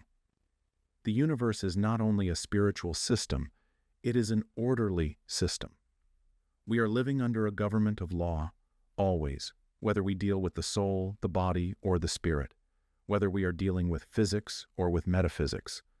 The law is subject to the spirit, which does not mean that the spirit is capricious and may create a law only to break it, but does mean that law is subject to the spirit, in that it is its servant just as all the laws of nature are our servants and obey us, insofar as we understand them and properly use them. The Spirit, being omniscient, understands and properly uses all law. Hence, the Spirit never contradicts its own nature, is always harmonious, is complete within itself. It exists in a state of perpetual bliss, and always acts in accord with the law of its own being. We are of like nature to this Supreme Spirit. Everything exists within it. We exist within it, having arrived at a state of consciousness whereby we can consciously approach it, believe in it, receive it. And in receiving the Spirit, we receive the law which is its servant, and that law becomes our servant. We are intelligent beings living in an intelligent universe which responds to our mental states, and, insofar as we learn to control those mental states, we shall automatically control our environment. This is what is meant by the practical application of the principles of science of mind to the problems of everyday living. This is what is meant by demonstration. Naturally, our first thought is that we would like to demonstrate health of body, peace of mind, prosperity in our affairs, to neutralize a circumstance which is unhappy, or to attract to ourselves some good which we have not been enjoying. Such a desire is natural and in every way normal, and the possibility of such demonstration already exists within the mind of every living soul. Every one of us has within himself or herself the power to consciously cooperate with the spiritual side of our existence in such a way that it will create for us a new body and a new environment and a greater happiness. But the greatest good which this philosophy of life brings to us is a sense of certainty, a sense of the reality of our own soul, of the continuity of our own individualized being, and the relationship of this self to the great whole. The greatest good that can come to us is the forming of an absolute certainty of ourselves and of our relationship to the universe, forever removing the sense of heaven as being outside ourselves, the fear of hell, or any future state of uncertainty. We are each a part of the life that is, some part of the eternal God. We are forever reaching out, forever gaining, growing, expanding. Spirit is forever incarnating itself in us.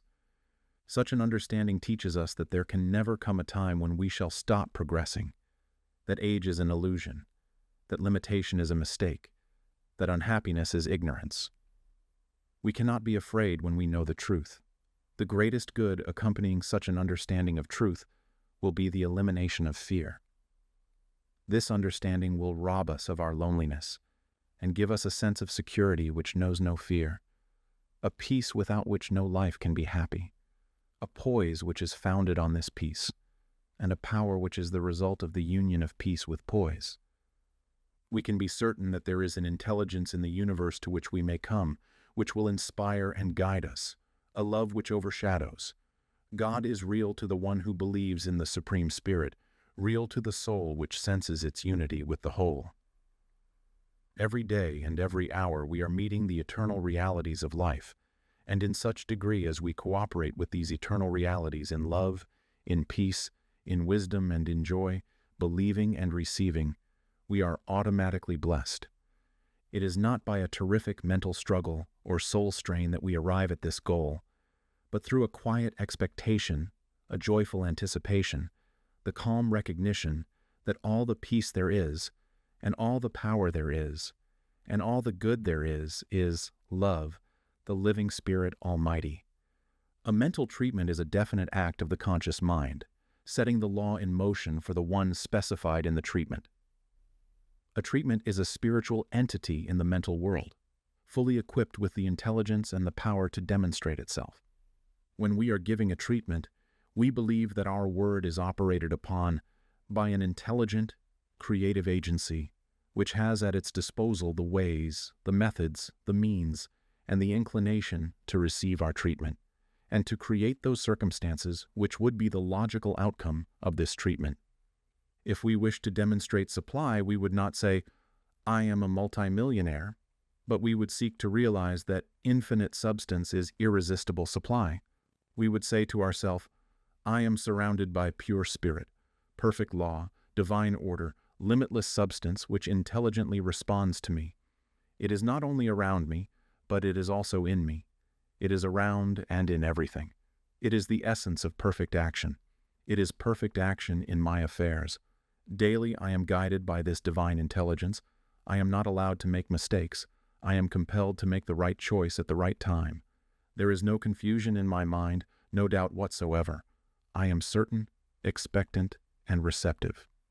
As the result of statements such as these, we re-educate our mind, recreating and redirecting the subjective state of our thought. It is the subjective state of our thought which decides what is going to happen to us. And because the subjective state of our thought often contradicts our conscious desires, a sense of doubt arises. When we affirm the presence of good, this sense of doubt is an echo of previous experiences. It is the judgment according to appearances which we must be careful to avoid.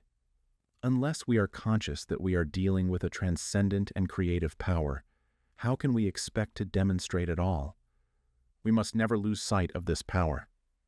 The demonstrations, produced through the scientific use of the power of spiritual thought force, are a result of the operation of a law which in no way is limited to any present condition. Evolution itself proves this to be self-evident. The one seeking to use this power must have some sense, some inward conviction that he or she is dealing with an originative, creative law.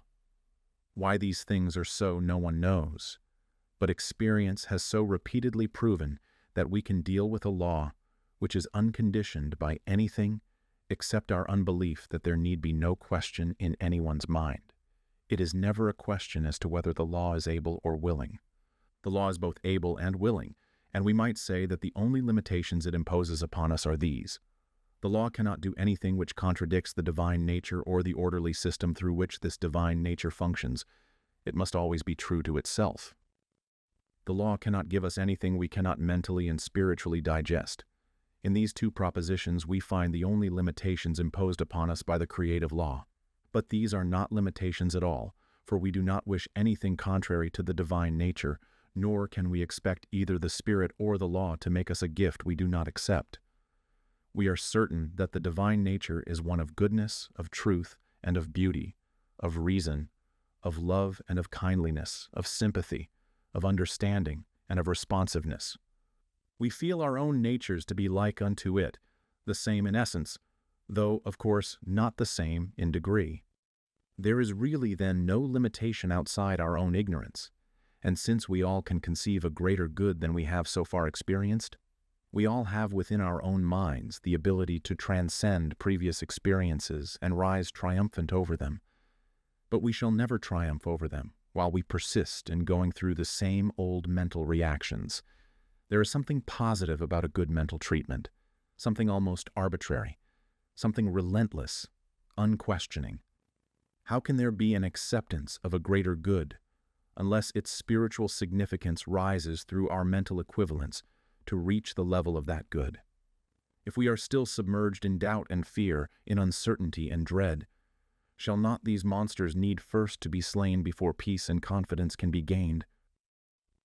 Chapter 10. Prayer and Treatment. Faith has been recognized as a power throughout the ages, whether it be faith in God, in one's fellows, in one's self, or in what one is doing. Those who have great faith have great power. Why is it that one person's prayers are answered while another's remain unanswered? It cannot be because God is a respecter of persons, or has greater consideration for one than for another. It must be that all persons, in their approach to reality, receive results not because of what they believe, but in spite of the peculiarities of their belief. It must be the way of their belief that makes the difference. Faith is not a dogma, a creed, or a statement of being. It is a certain mental approach to reality. It is an affirmative approach, as opposed to a negative one. It is agreement, as opposed to denial.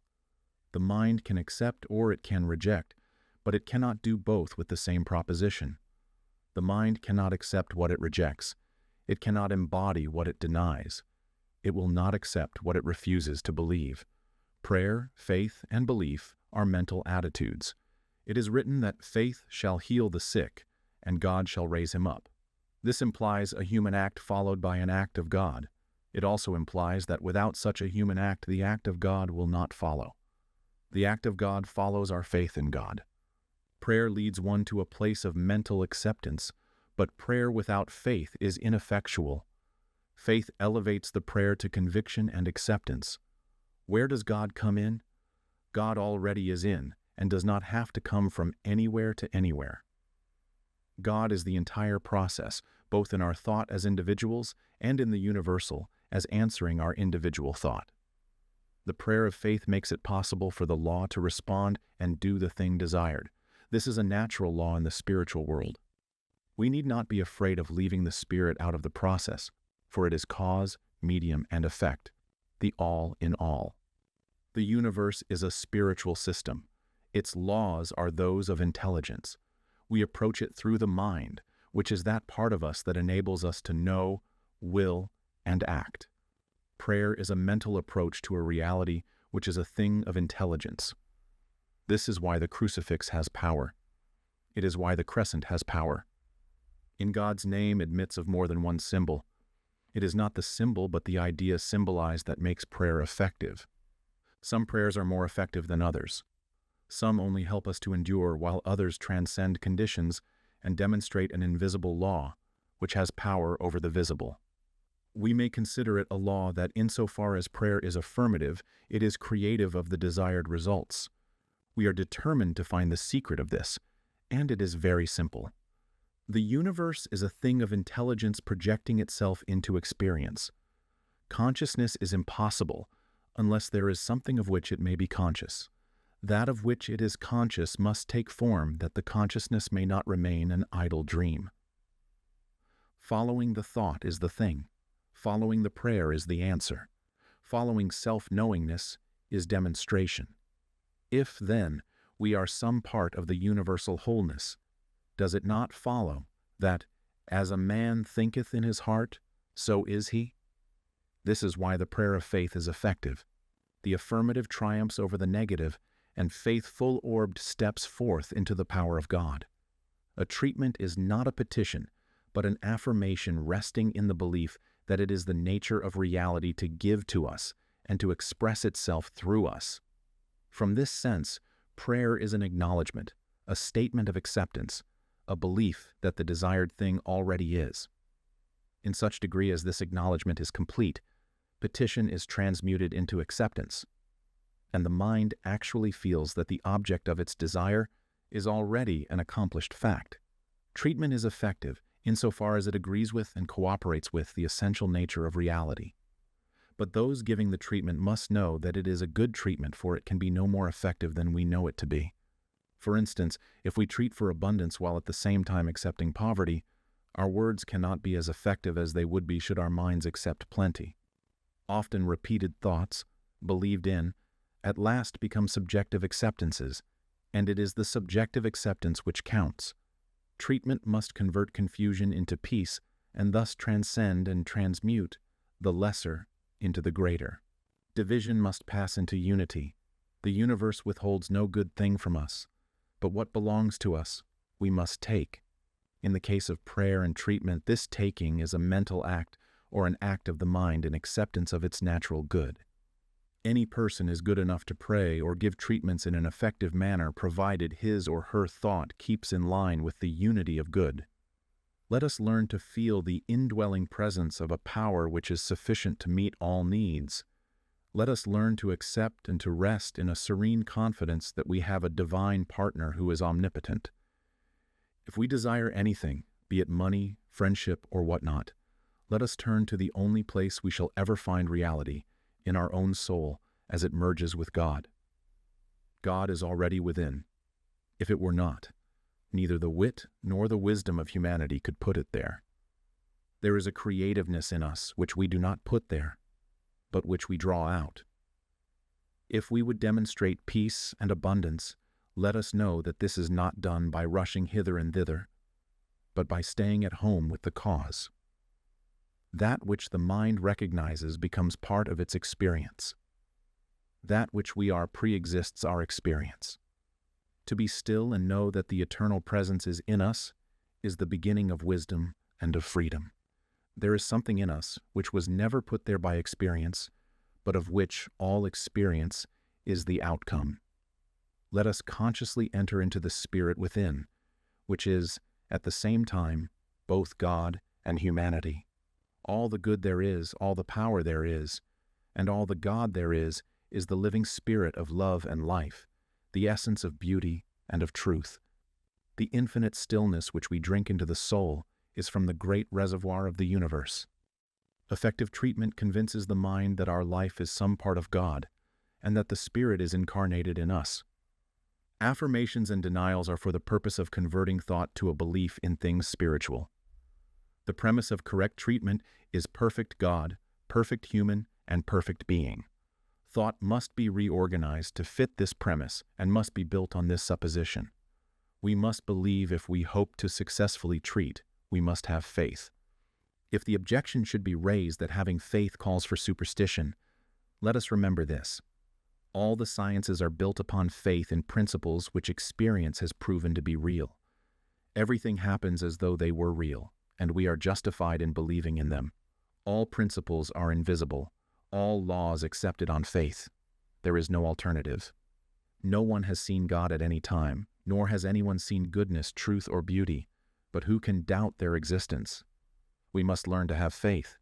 As practitioners, we must have faith in spirit and complete confidence in our approach to it, must know that we know and not merely be lukewarm in our convictions. We are to demonstrate that spiritual thought force has power over apparent material resistance, and we cannot do this without faith and confidence in our approach to the principle which we wish to demonstrate. We must believe in an ever-available good and that we have access to it. We must act as though this good were real to us. It must be real to us if we hope to demonstrate it. The greatest teacher of applied metaphysics who ever lived taught the necessity of such faith. Faith has its seed time and its harvest. Mental treatment repudiates doubt and fear, and in their place builds up hope, courage and conviction, expectance, and receptivity. The treatment takes place immediately in the thought of the one giving it. Our work begins and ends in our own mind. It is not our spirit that needs to be made whole. It is our mental reactions to life that need healing. These mental reactions are both conscious and subjective. Successful mental treatment must neutralize negative reactions on both the conscious and the subjective planes. Proper teaching does this for the conscious mind, and proper mental treatment will do it on the subjective side of thought. Mental healing is accomplished not through a coercion of the consciousness, but through its illumination. We would be neither sick nor unhappy if we were consciously and subjectively unified with good. The practitioner systematically attacks any thought that denies the good of the patient. This is a direct and specific act, and yet the power operative through this act is infinitely greater than the thought of the practitioner. We are using a universal law. There is a subtle element here, that of knowing the truth and then letting go so that the truth may demonstrate itself. Perhaps this is one of the most difficult things to understand in spiritual work. Our thought is creative, but we do not make it so. It was so before we realized it. Not will but willingness, not coercion but conclusion. We must come to feel that there is a universal goodness, a perfect law, and a divine reality flowing through our word. It is impossible to really erase this spiritual conviction. It is implanted by a reality greater than the human mind. There is a power which descends into and operates through the consciousness of the one sensing such power. Real in itself and being ever present, it is as actual as we allow it to become. There is an essence in the invisible world, the emanation of which is the passing of beauty into the form of that which is beautiful, of life into the form of that which lives, the passing of spirit from an abstract into a concrete state. It is this principle which the practitioner seeks to demonstrate. Conviction compels the attention of the intellect. It is reality which floods it. It is the essence of spirit descending into the intellect, illumining the mind and healing the body. The healing is automatic. The cause is invisible. The effect is tangible and real. The timeless passes into time, the formless into form, the uncreated into that which is created, the prayer into the performance, the treatment into its own demonstration. The originating power descends into the consciousness which meditates upon it and receives it. The intellect abandons itself to the divine ideal. It is a feeling, a sense, an atmosphere. We do not have to energize this power, for it is the very essence of all energy. It is its nature to operate on our word. It will always remain true to its nature. We do not have to wonder whether it will work or is working. It has to work. The argument of practitioners, if there is an argument, is not whether the power will work, but whether we can mentally rise above any negation that is being experienced to a consciousness of that which is desirable. We must meet the condition as it actually is, in fact, and cause our thoughts to transcend it in every respect. Our argument, then, is between anything which denies good and a sense which we must have that good is, and is the only power. We must know of the availability of this good and believe that it is now responding to us. Our argument is not with the condition which we wish to see changed, for of itself it is neither person, place, nor thing. It is a condition, and lives merely as a reflection of something behind it. This something is mind at work creating images of self-recognition which are automatically projected into form. There is no mental coercion, nor willpower, no strenuous demand made upon the universe. The demand is made upon ourselves, as the practitioners.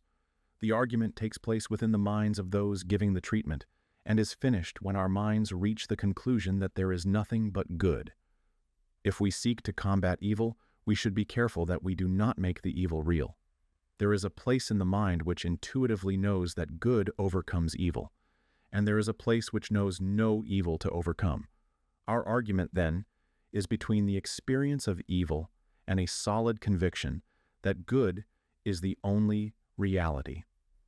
The law of life cannot produce death. Wholeness cannot will to create apartness.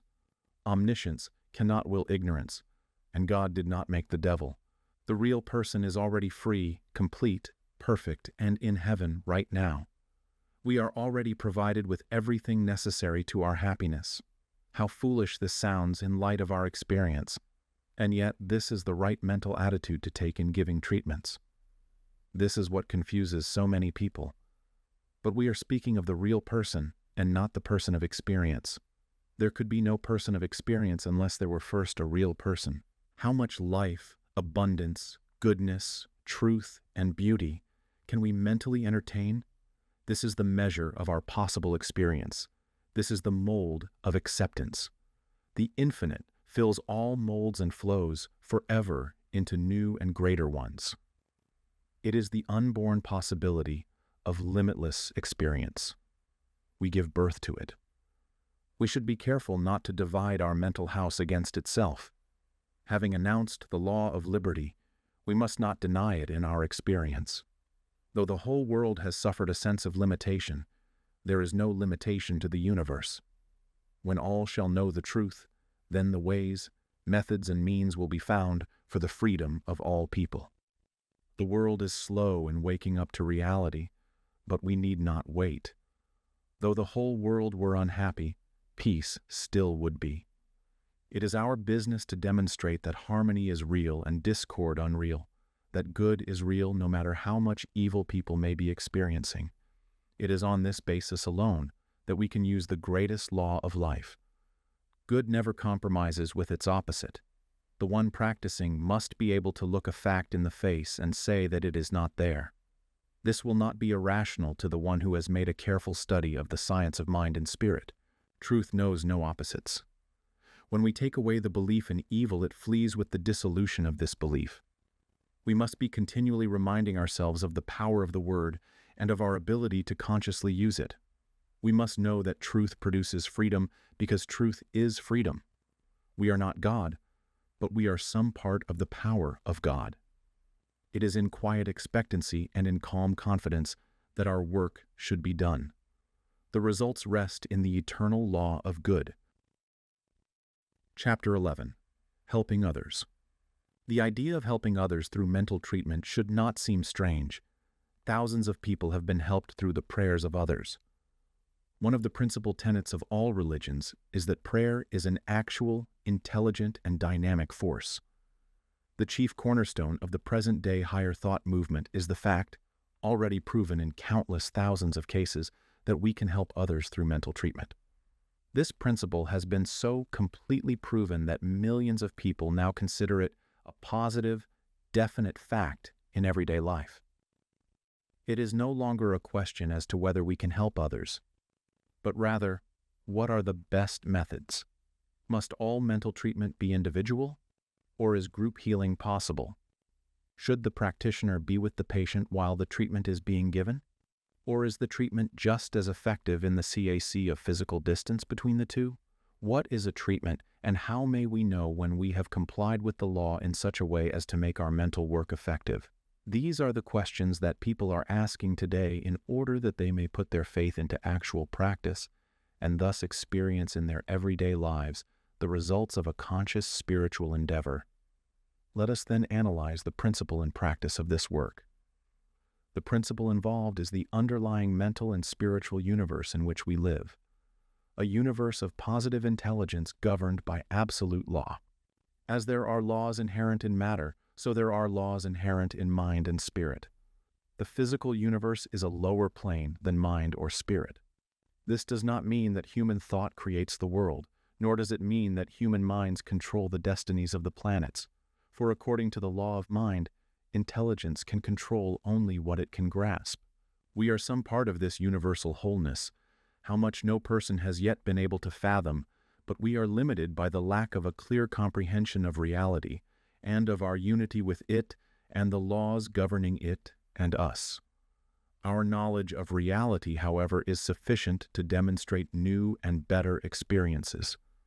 Since we all sense more than we have ever experienced, there must be something within us which is transcendent, a mental and a spiritual principle which rises spontaneously in our thought and which is endowed with capacities that, in our everyday life, we have never fully realized. It is through the medium of this greater mind, this broader field of spiritual realization, that practitioners work, calling upon the deeper side of life, upon that universal medium which unites all people and all events into one unitary wholeness. Therefore, so far as practitioners are concerned, there is no difference between an absent and a present treatment. We need only to know whom we wish to help. Realizing that in the field of mind and spirit there is no apartness, we speak the word for the other person in full confidence that the law will operate upon it, but are not concerned where the person is whom we desire to help, or what that person may be doing at that particular time. We are concerned only with our own thoughts relative to that person, while endeavoring to bring out in our own minds the realization that this person is a spiritual entity governed by a perfect law, directed by positive intelligence and animated by divine life.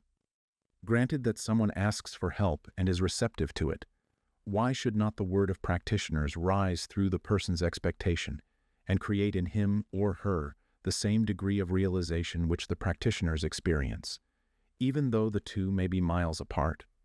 Since the principle involved is a spiritual unit, it must be as conscious of itself in one as in another, and conscious of itself at all places simultaneously. When practitioners have declared that our words are for the person whom we name, we have made the only connection with the patient that is necessary. The rest will depend upon the receptivity of the patient. On the spiritual plane, there is no barrier to thought. This does not mean that we are without identity on the subjective plane. Since the universal being is perfect, the spiritual being of every person is now complete and perfect within itself, and may draw directly upon that eternal reservoir of life in which all live, move, and have their being. If the mind were acquainted with this reality and reflected only harmony and peace, there would be no trouble in the physical world. Where does the treatment, contemplation, meditation, prayer, or aspiration for the other person take place? Where could it take place other than in the mind of the one giving the treatment? In other words, if one wishes to help a person who desires to receive such help, the only connection necessary is a definite knowledge on the part of the practitioner for whom and for what the word is intended. Practitioners think within themselves about someone. After definitely stating for whom this word is spoken, we seek to realize the spiritual, mental, and physical perfection of this person. We do this in our own minds.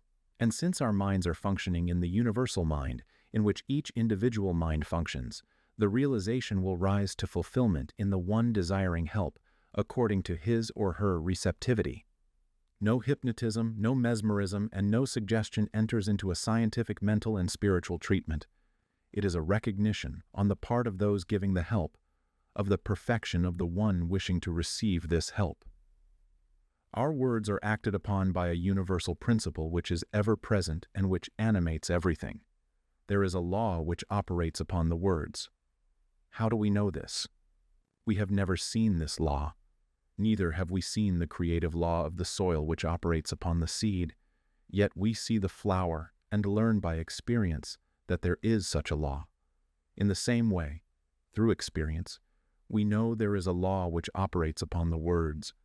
If we wish to help someone who desires help, we speak the patient's name, then, not willing, but quietly believing in our own words, we state that this person is a spiritual being, living now in a state of harmony, that every thought of doubt, uncertainty, and fear is leaving him or her, that this word which we speak, through the great law of harmony, establishes, in him or her, this same recognition. We must be sure to incorporate in each treatment the realization that all people are surrounded by a perfect wisdom which guides them, a universal law of good which protects them. If there is any reason to suppose that they doubt this, we must seek so to form our treatment as to overcome their doubt. In successful mental treatment, the belief which causes the trouble must be changed, and a realization of peace and poise established. There are certain underlying fears which are common to most people. The fear of pain, suffering, poverty, death, of the future and the hereafter, the fear of being misunderstood, and what we might call the fear of the world.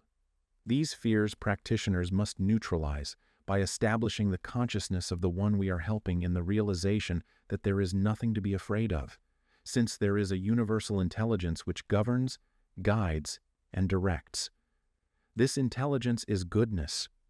The mind must come to sense that life is good, that there is nothing to fear.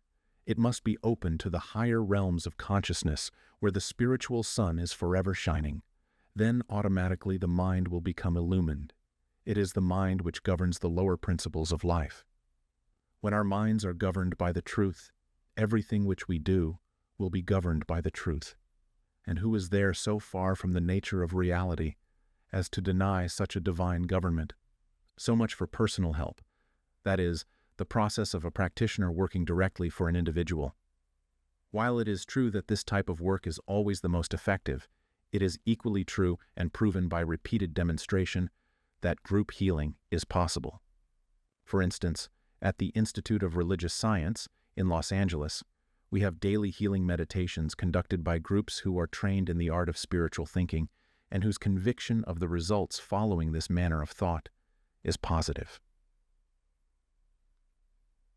In the last several years, thousands of people have directly benefited through this work, which should not seem strange to us when we realize that one person may stand in front of a microphone and speak to millions of people, provided they are listening.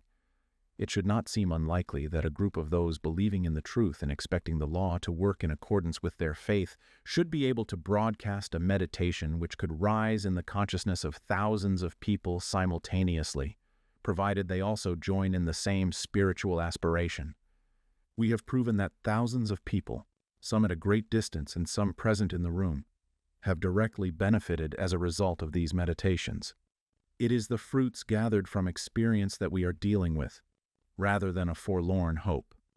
You can get New Thought practitioner work through a number of wonderful contemporary denominations. Simply go to findacenter.com/denominations.html to look one up. Chapter 12. What I Believe. This topic is naturally divided into 3 parts: what I believe about God, what I believe about humanity, and what I believe about the relationship between God and humanity. First, I believe that God is universal spirit, and by spirit I mean the life essence of all that is, that subtle and intelligent power which permeates all things and which, in each individual, is conscious mind. I believe that God is universal spirit, present in every place, conscious in every part, the intelligence and mind of all that is. I believe that humanity is the direct representative of this divine presence on this plane of existence.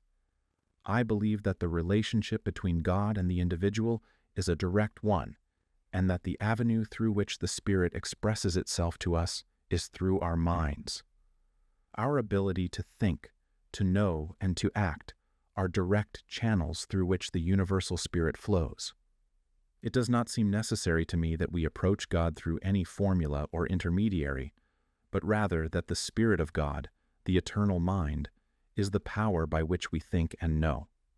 It is self-evident that the only God we can know is the God our consciousness perceives. But some will say that while it is true that we cannot think outside ourselves, we can know of that which is outside the self. This is true, as is the fact that we have a city hall, but it would have no reality to me unless I was first aware of its existence. This is true of everything, and while the possibility of knowledge may and must expand, we are ignorant of that which we do not perceive.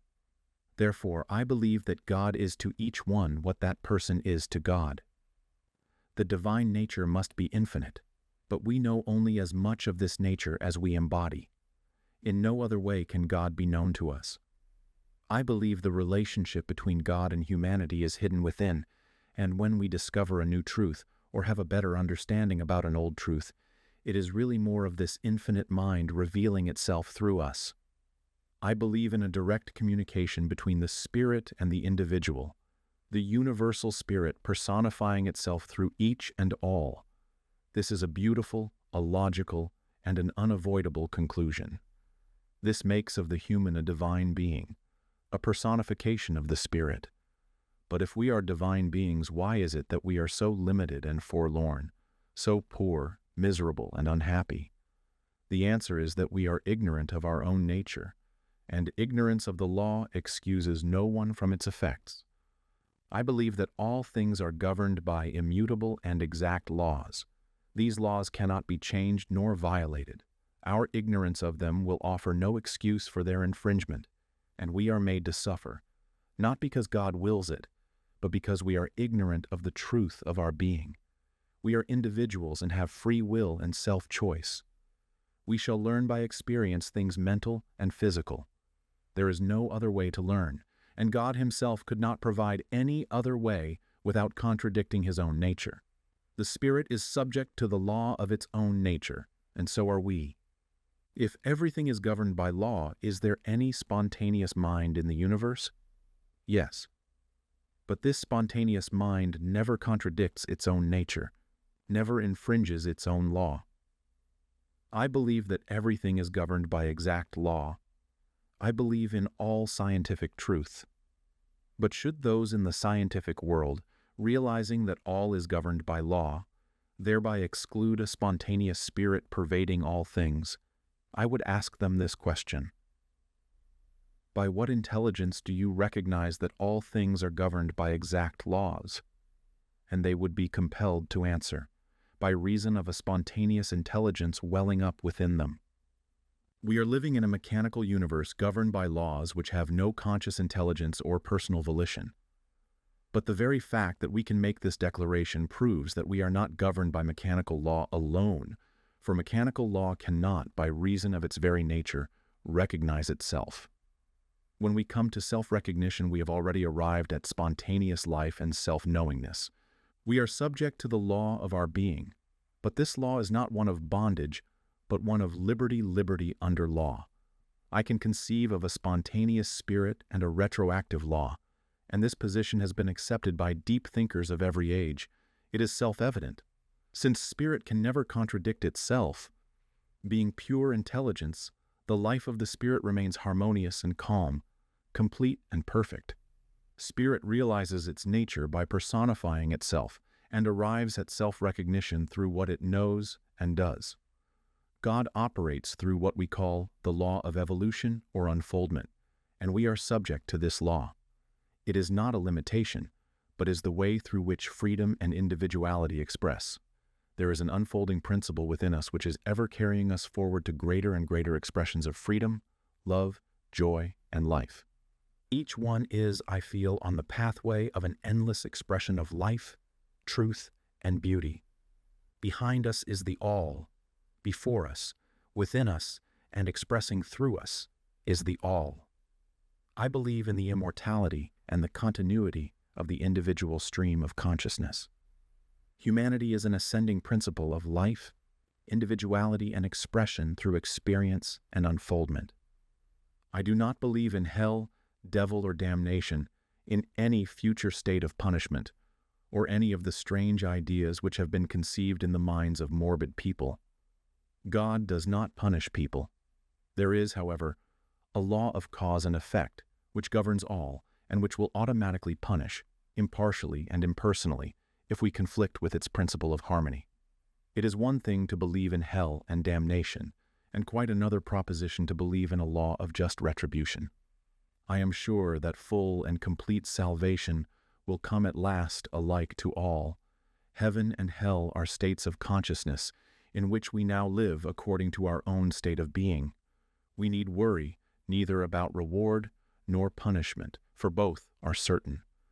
Eventually, all will be saved from themselves through their own experiences.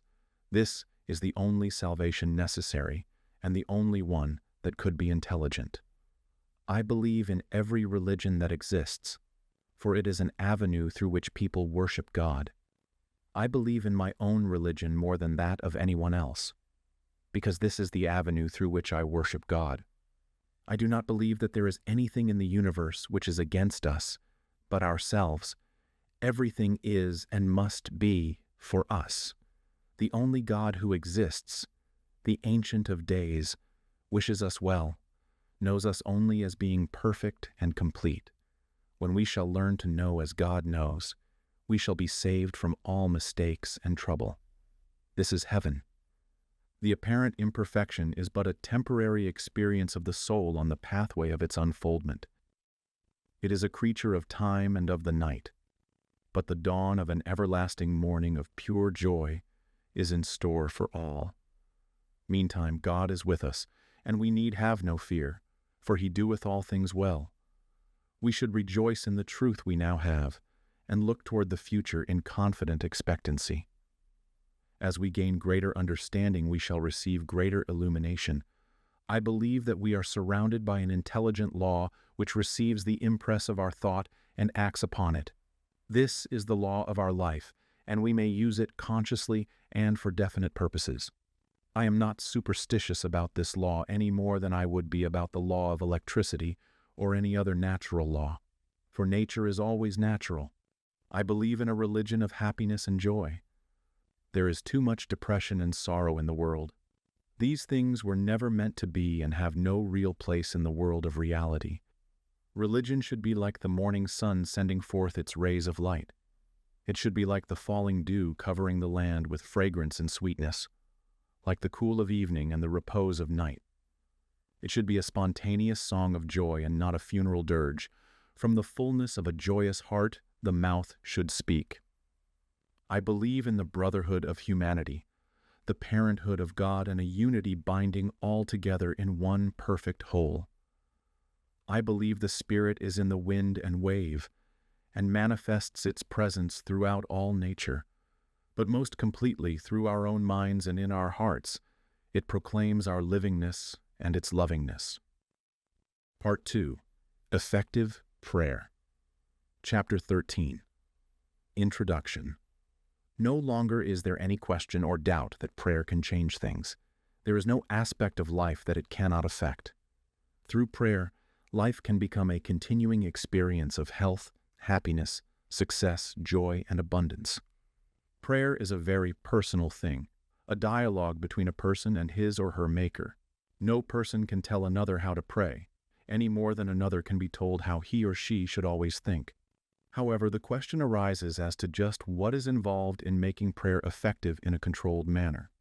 It appears that there are certain requisites which are the basis for effective prayer. First of all, prayer has its foundation in one's religious beliefs. Certain religious convictions seem to be detrimental to prayers being answered, while others provide a basis for outstanding results.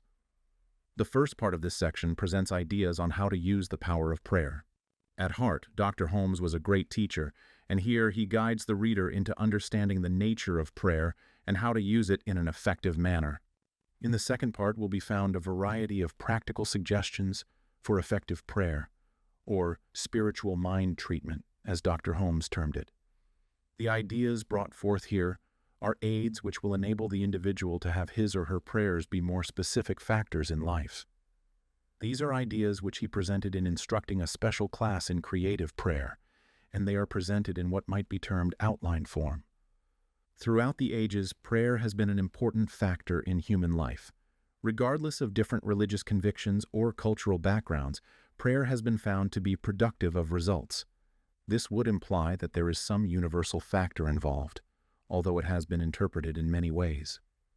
For prayer to consistently have the desired result seems to depend upon going behind the various interpretations, the superstitions involved, the dogma and ritual, and getting back to the basic factor itself. To do this requires a certain degree of understanding of the nature of life and humanity, an understanding that is based on the spiritual wisdom of the ages, and at the same time incorporates the truth of the ever-advancing front of knowledge in today's world. Chapter 14. The Practice. To use prayer in a practical and effective manner, certain things must be considered as necessary. Some may believe that prayer must follow a formula, a certain ritual, which may be adequate for them. It has been found that for greater efficacy, prayer needs to have more freedom of expression, a greater flexibility. For this reason, it is felt that instead of prayer being a formula, there is a best technique which may be followed by the individual and adapted to his or her own particular personality and need. Here are presented ideas which have proved to be valid by all who have used them. People of all religious denominations have applied them in their prayer life and have discovered an entire new world of living open up. What the great, the good, and the wise of all ages have taught, which is also the very foundation of modern psychology and science, is that the universe is a spiritual system. This does not deny the physical universe, which is a part of it. So when we say that our body is a spiritual body, we are not saying that we have no eyes, or we have no feet, or we have no stomach. These things are all included in the spiritual system. God's world is not a world of illusions, but of realities. The illusion is not in the thing, but in the way we look at it and think about it. Everything is as real as it is supposed to be. We live in the physical universe, the nature of which appears to be, first of all, as though there were a divine presence, a universal spirit, an infinite person back of it. God as pure spirit, as infinite person, also is always personal to each one of us, always personified in us. The God that is everywhere is also in us. There could be only goodness in the nature of God, or God would be self-destructive. Plato said that God is goodness, truth, and beauty. A modern prophet said that God is life, truth, and love. They are both correct. God is the essence of life, the essence of intelligence, the divine presence everywhere present, and therefore at the center of our own being. We are more than a reflection of God, more than an emanation or a projection of God. We are an attribute, an incarnation, an individualization. There is nothing else we could be. Naturally, as a result, there is a pressure against us at all times to be like God, lovable, beautiful, joyous, whole, complete, satisfied. We are not only surrounded by the divine presence, we are also immersed in the infinite law, which has no warmth, no color. It is not a person. It is a principle responding to us creatively by corresponding with our mental attitudes. We differentiate between God as the infinite person, the divine presence, and the law as the divine principle. One is the engineer and the other the engine. There must be both, otherwise we could not have a complete cosmology or a complete philosophy of life. That God is infinite person and is at the same time infinite law is what physicist Sir James Jeans meant when he said that we can think of the universe as an infinite thinker thinking mathematically. The infinite thinker is the person, and thought is manifested through the law of its own nature. Everywhere we look, we see that the universe is a combination of the presence and the law. Certain fundamental principles do exist in the physical universe, and they operate mechanically and mathematically. Similarly, we find that we are surrounded by and immersed in a law of mind, a creative medium which automatically acts upon or reacts to our every thought. People like Emerson, known as one of the 10 greatest intellects who ever lived, thought, and rightly we may be sure, that for every law of nature that we observe, such as those in chemistry and physics, we shall someday find a corresponding spiritual or mental law.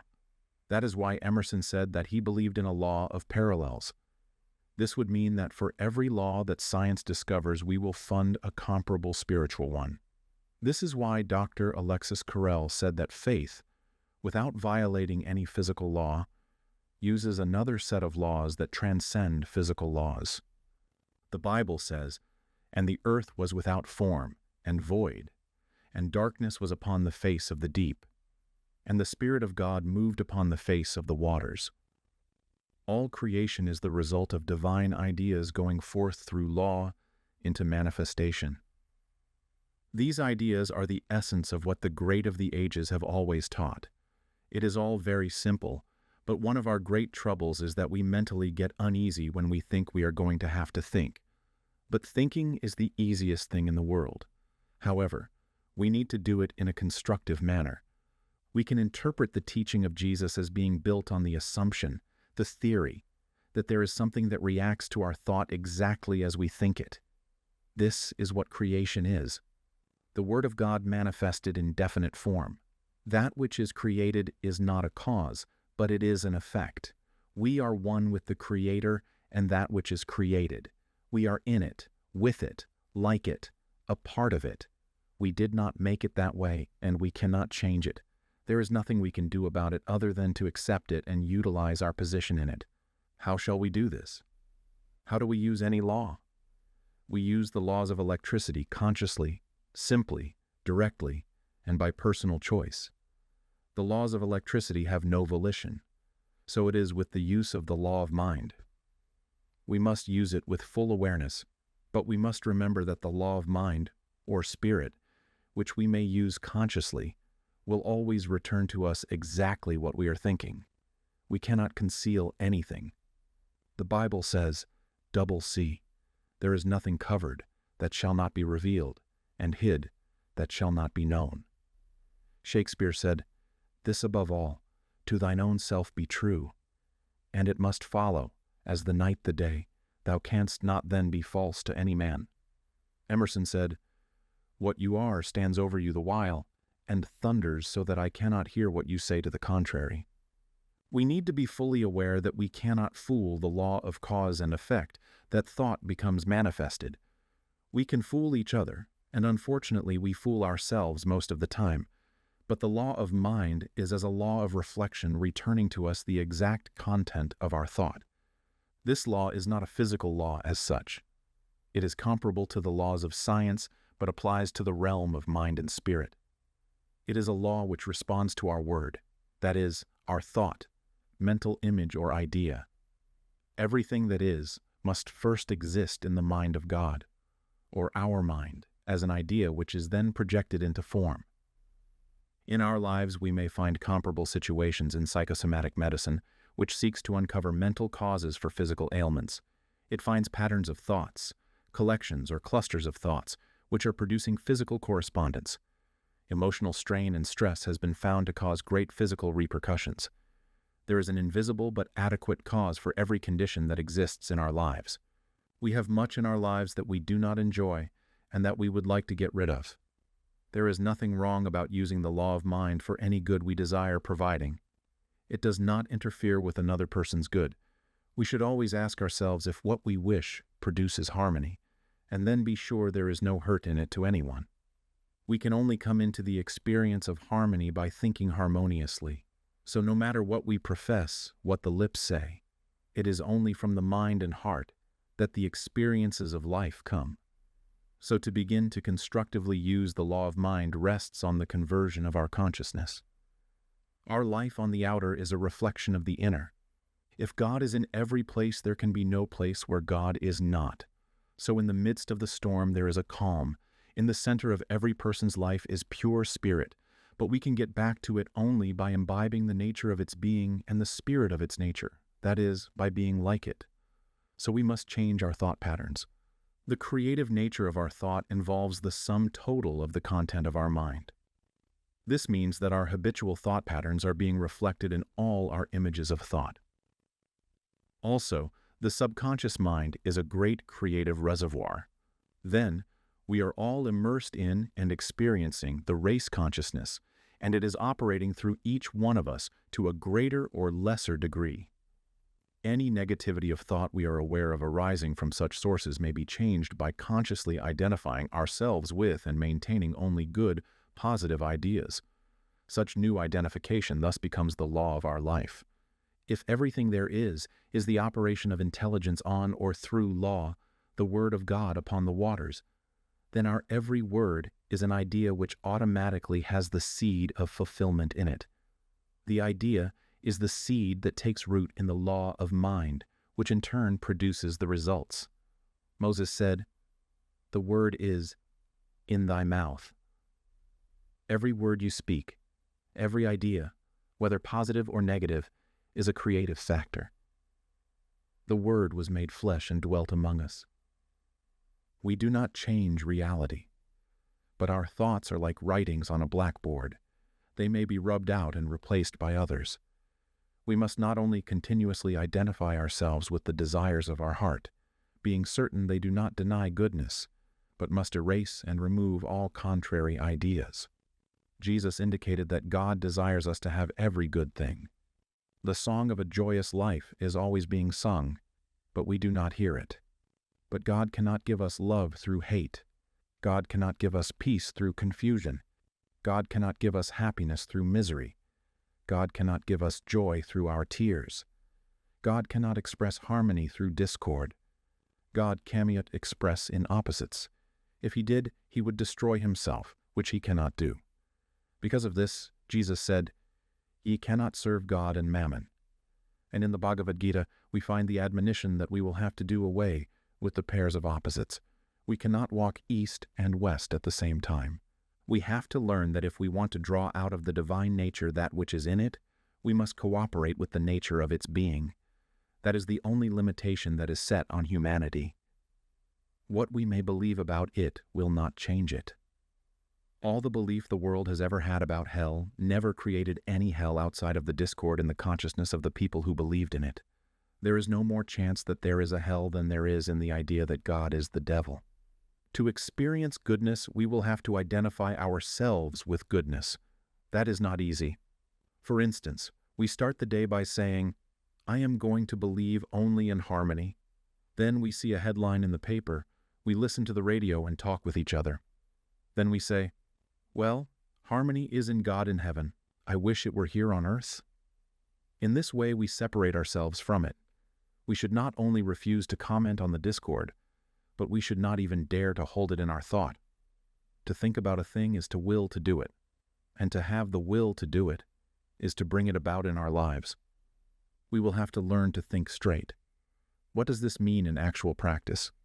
For example, we will take the case of a person who thinks he or she has no friends. Loneliness is one of the greatest diseases in the world, a sense of aloneness, of not belonging to the universe, a sense that no one cares. More people suffer from this than from anything else, and it produces a larger percentage of suffering than all other diseases. We should instruct such a person to realize that God is in you. God is in everyone else. There is one mind common to all individuals. There is one person. All people are in this one person. Every person is a personification of this one. Therefore, there is something in you that is one with every other person you will ever meet.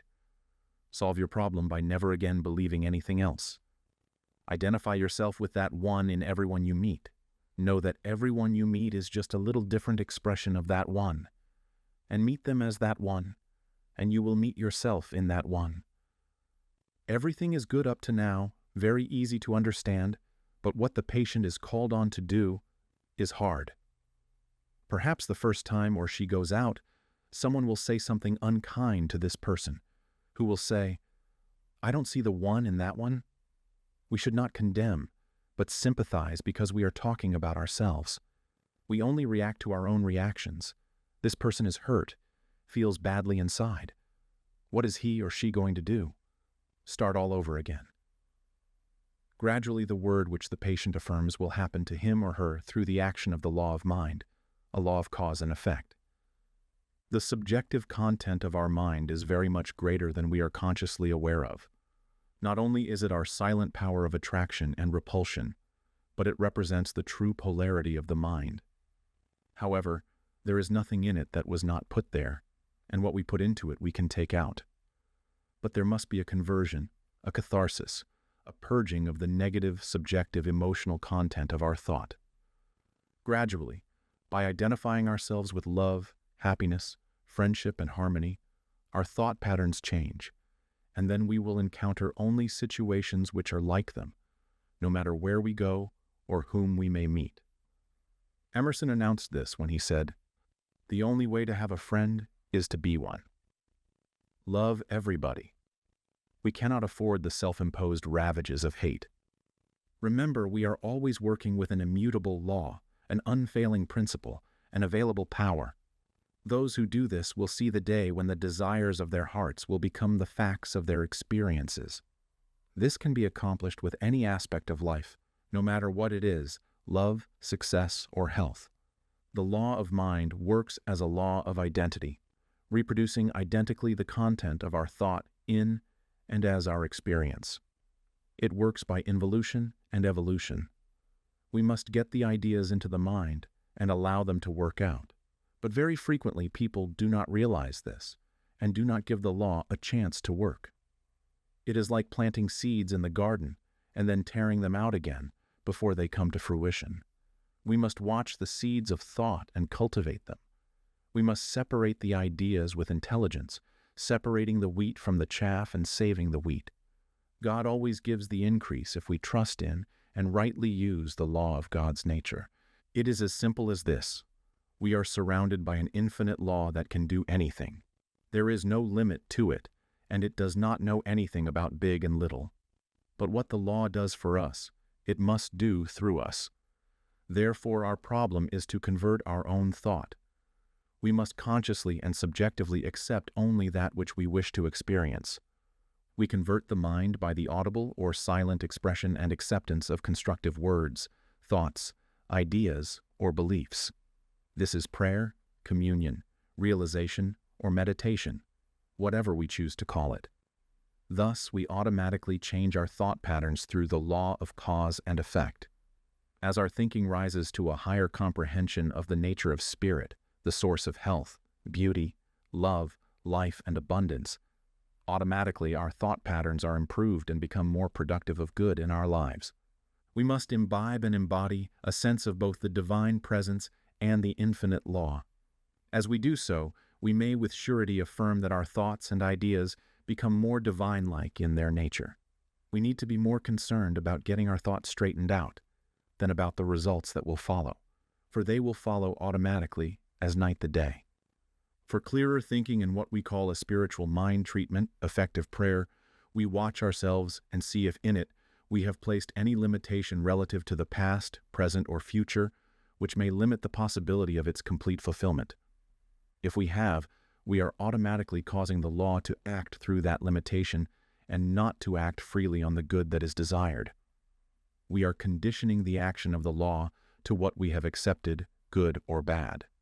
Jesus stated the whole thing simply when he said, "As thou hast believed, so be it done unto thee." We must watch over our own thought carefully, painstakingly, patiently, and not become discouraged. Just as surely as we do this, we are bound to have our prayers become effective in our experience. The one who successfully uses spiritual mind treatment is merely one who knows these things, practices them, and understands and believes them. Through experience, one learns that when one does this, the result will be certain for any person, situation, or condition. The Spirit responds alike to everyone. We may control our thinking, and this can be done if we will but do it.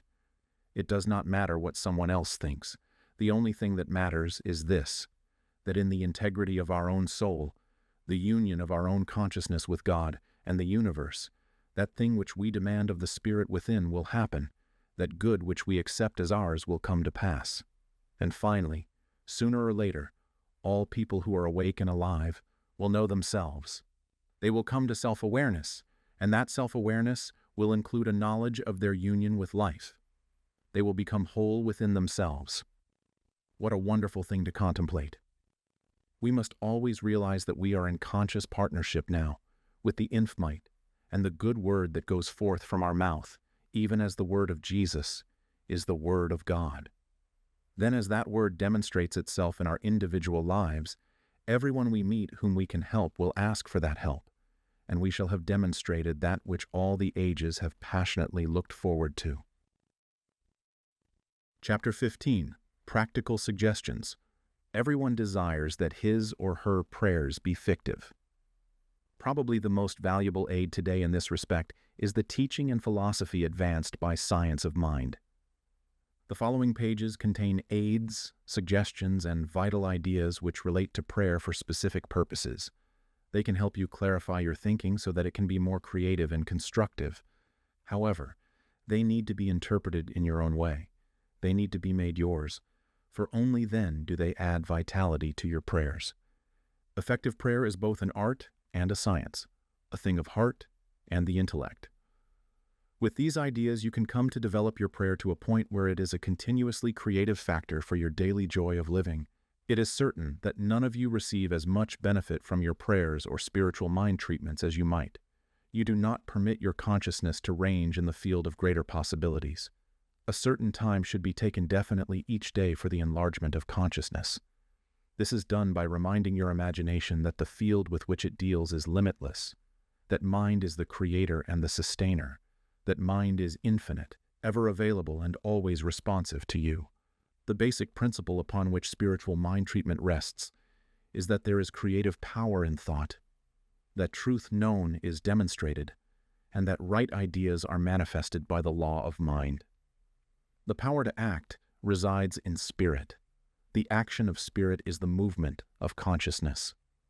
Your understanding of this, your comprehension of spiritual power, enables you to use the law of mind for specific purposes. God manifests through us in our ideas. The idea is correct when you have a spiritual sense of it, when you substitute a consciousness of unity for a consciousness of separation. In other words, you are using the principle correctly when you substitute spiritual ideas for objective facts and proceed upon the basis that new ideas create new facts. Through the process of thought, you may remove old and undesirable ideas, replacing them with new and more constructive ones, which can then become a definite program for right action for you. The prompts of knowing that this is happening and declaring that right ideas are made known to you constitutes an important step in spiritual mind treatment. You should forever increase this receptivity, continuously extend and expand your comprehension. You should declare 100 times a day, "Good and more good is mine. An ever-increasing good is mine. There is no limit to the good which is mine. Everywhere I go, I see this good, I feel it, I experience it. It presses itself against me, flows through me, expresses itself in me, and multiplies itself around me." Your consciousness of good is acted upon by the law of mind. Such awareness acts as a law of elimination and expulsion to every discord, to every sense of accumulated bondage, to every sense of impure congestion or accumulation. Your prayer directs the law and is the motivation of its power. Be sure you do not deny your own understanding. The inertia of human thought, rising as it does from the morbidity of race consciousness and the mesmeric grip of race suggestion, seeks to claim that there is not in or through you the power to heal. Recognize this false argument for what it actually is. It is nothing claiming to be something. It is a lie claiming to be the truth. It is a habit of thought unwilling to surrender itself. You must know that your prayer absolutely dispels and obliterates and shakes loose this mental inertia and frees the consciousness to right action. Any and all sense of discord is but false conclusion about the truth. You must increasingly come to understand that you have access to the infinite creative power of law, and you must always be aware that in the infinite presence rests the universal principle of perfection. Not only in every way reaffirming its presence, you must in every possible way establish within your own consciousness a feeling for it, a sense about it. Heal the discordant thought, and the principle of perfection, which always pervades your path, will establish harmony in your experience. Know that it does this immediately, that there is no process of time. Every spiritual mind treatment must incorporate within it the consciousness of completion, of perfection, of fulfillment, in the here and in the now. There should never be any sense of finality in your self-discovery. No matter how much good you experience today, you should expect more tomorrow. Expectancy always speeds progress. Anticipation of better yet to come helps to dissolve the load of disbelief which you now carry with you. You must learn to free your consciousness. Nothing is too good to be true. Harmony is already an ever-present reality, but as far as you are concerned, it waits to be perceived, and only as much good can come to you as you mentally accept. The denials used in treatment are for the purpose of removing from consciousness any belief which accepts the idea that there is any manifestation of perfect spirit which need be diseased. There is neither origin nor cause for disease in pure spirit. Disease of itself is a very factual thing, but not a thing divinely ordained. To affirm that the perfection of God is manifested in you, and to deny the negative fact, does not mean that you are practicing duality, but that you are coming into a complete comprehension of your unity with God. Very frequently, denials are necessary in spiritual mind treatment, and you should not hesitate to use them whenever they are necessary. You must never overlook the fact that spiritual mind treatment is not only a thing of consciousness, but that it is an active state of consciousness. It contains definite statements. The treatment moves to a definite end, a specific conclusion that God is all there is, and that His perfection is now manifested. But if, in its process, it is necessary to mentally remove obstructions, then the denial does this. There is but one healer. This is the Spirit, God. There is but one life principle. This is the action of God in us. There is but one final law. This is the law of mind. There is but one ultimate impulsion. This impulsion is love. When you array your ideas of the nature of God against the evidence of appearances, you should be certain that the conclusions you reach are positive ones and outweigh all negative ideas which would contradict them. The effectiveness of your treatment lies entirely in your state of consciousness, in whether or not you really are able to perceive more good than evil in any condition or situation. You should have a calm which transcends the distorted thought and confusion about any condition. You should have a sense of eternal justice which outweighs any belief in or manifestation of temporary injustice, and a sense of abundance which completely transmutes a lesser concept of bondage into one of liberty. It is not enough merely to state your belief or to affirm it as a conviction. This is but the foundation upon which you build your edifice of faith. These are the materials which you mold into the form of definite desire. You must not only know that God is all there is, but you must know that God exists right where the need is, not in the form of the need, but in the form of the answer to the need. The Divine Spirit is the only actor, the all-in-all, and is now manifesting itself. Being all in all, it has no opposition, competition, or otherness. Firmly being aware of your oneness with God constitutes a right start in giving a spiritual mind treatment. In a certain sense, it might be said that a treatment is good when you know that it is good. In a very definite sense, you can have nothing good come out of a treatment unless you first put it into it. From this viewpoint, treatment is not a thing of concentration, but is a conscious action. It definitely separates negative thought from positive thought. In an effective treatment, you know that there is but one mind, that this mind is God, this mind is good, this mind is perfect. All movement takes place in this mind. All action proceeds from this mind. Nothing moves unless mind moves it. The creative action of the mind of God also resides in the human mind. There is one mind used by you and all of us. All have complete access to this mind, and you are ever manifesting it at the level of your own comprehension or your own interior awareness of life. That any disease, discord, or negation appears to move in or out of a situation is because your mind first conceives such motion. The treatment must have the conviction that it can move it out rather than in. All the good there is available to you. Not some part of it, but all of it. It is not only available, it is usable. It is ever present and inexhaustible. First know that God is all there is, and that God is available. Then that the divine law always responds, and that your treatment causes it to respond in such a way as to remove any negative situation and in its place restore harmony. Your concept of the perfection of God as being now manifested in your experience is a spiritual power which heals. Treatment is the activity of right ideas asserting themselves through law. Your constructive use of the law of mind, being on a higher plane of consciousness than the state of thought which produced any discord, must therefore erase it, and you must know that it will do so. The establishment of your good is brought about through the law of mind by the power of your own divinity. Power exists, and the action of this power is upon your word, or your word acts upon the power. No one knows which. For all practical intents and purposes, the power acts upon your word, your spiritual mind treatment, and you establish the word in your own consciousness, with no attempt whatsoever to send it out anywhere. Never overlook the fact that it is an active consciousness which demonstrates spiritual understanding. While there must be no personal sense of responsibility in healing, you must certainly use your consciousness in such an active way that definite healing may result. To your understanding of the truth and to your consciousness of good, you must add an activity of thought. That is, the law undirected will do nothing, but directed it can do anything and all things. Therefore, in your treatment, you give conscious direction to the law.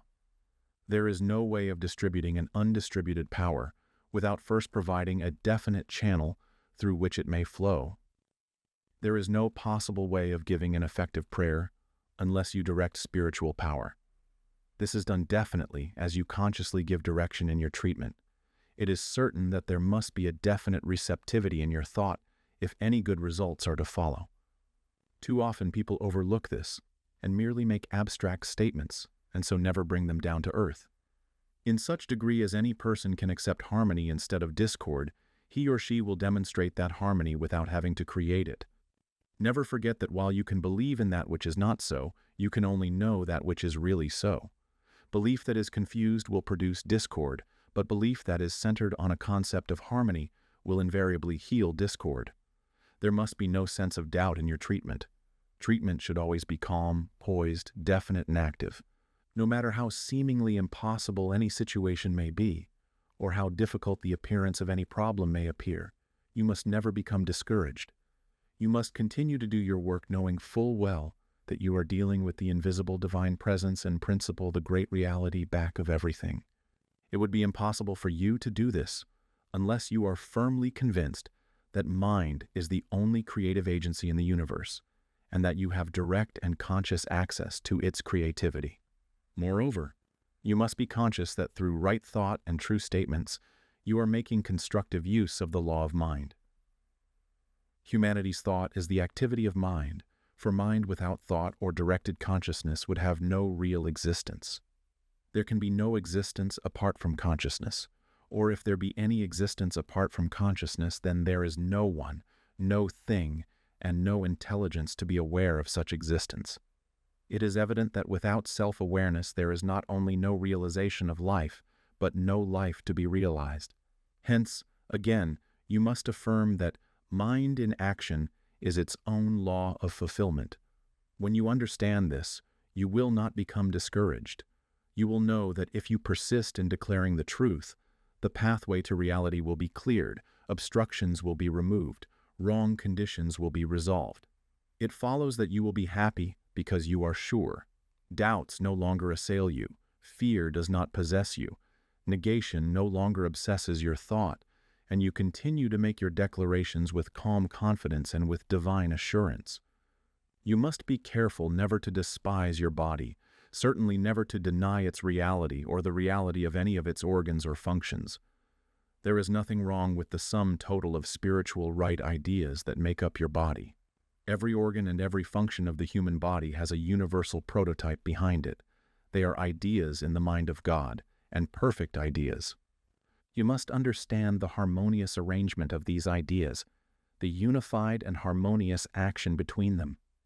Your word affirms that the spiritual idea is now manifested in the flesh, in every organ and function.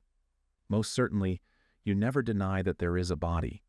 You merely affirm that the body is a spiritual idea right now. To dwell morbidly on any organ or function of the body is to condemn it, to retard its action, to congest its movement, to impede the circulation through it, and, of course, wherever the circulation is impeded, the elimination is also impaired. Every sense of condemnation should be replaced with a sense of praise. You must know that divine action is establishing proper circulation, perfect assimilation, and right elimination. Nothing can adhere to a spiritual idea except freedom, perfection, and peace, for God is all in all, over all and through all, and in every organ. The functions of the body are not separate from God, but are within God. Learn to love all of these functions as being attributes of spirit and to sense the divine universal harmony underlying all. The sense of disease and discord is largely in subconscious thought, through which avenue it is transmitted from one person to another or lodged in the general race belief.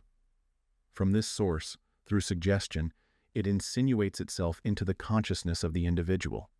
In this way, we are all more or less hypnotized from the cradle to the grave, and it is your purpose to free your thought from the bondage of race suggestion.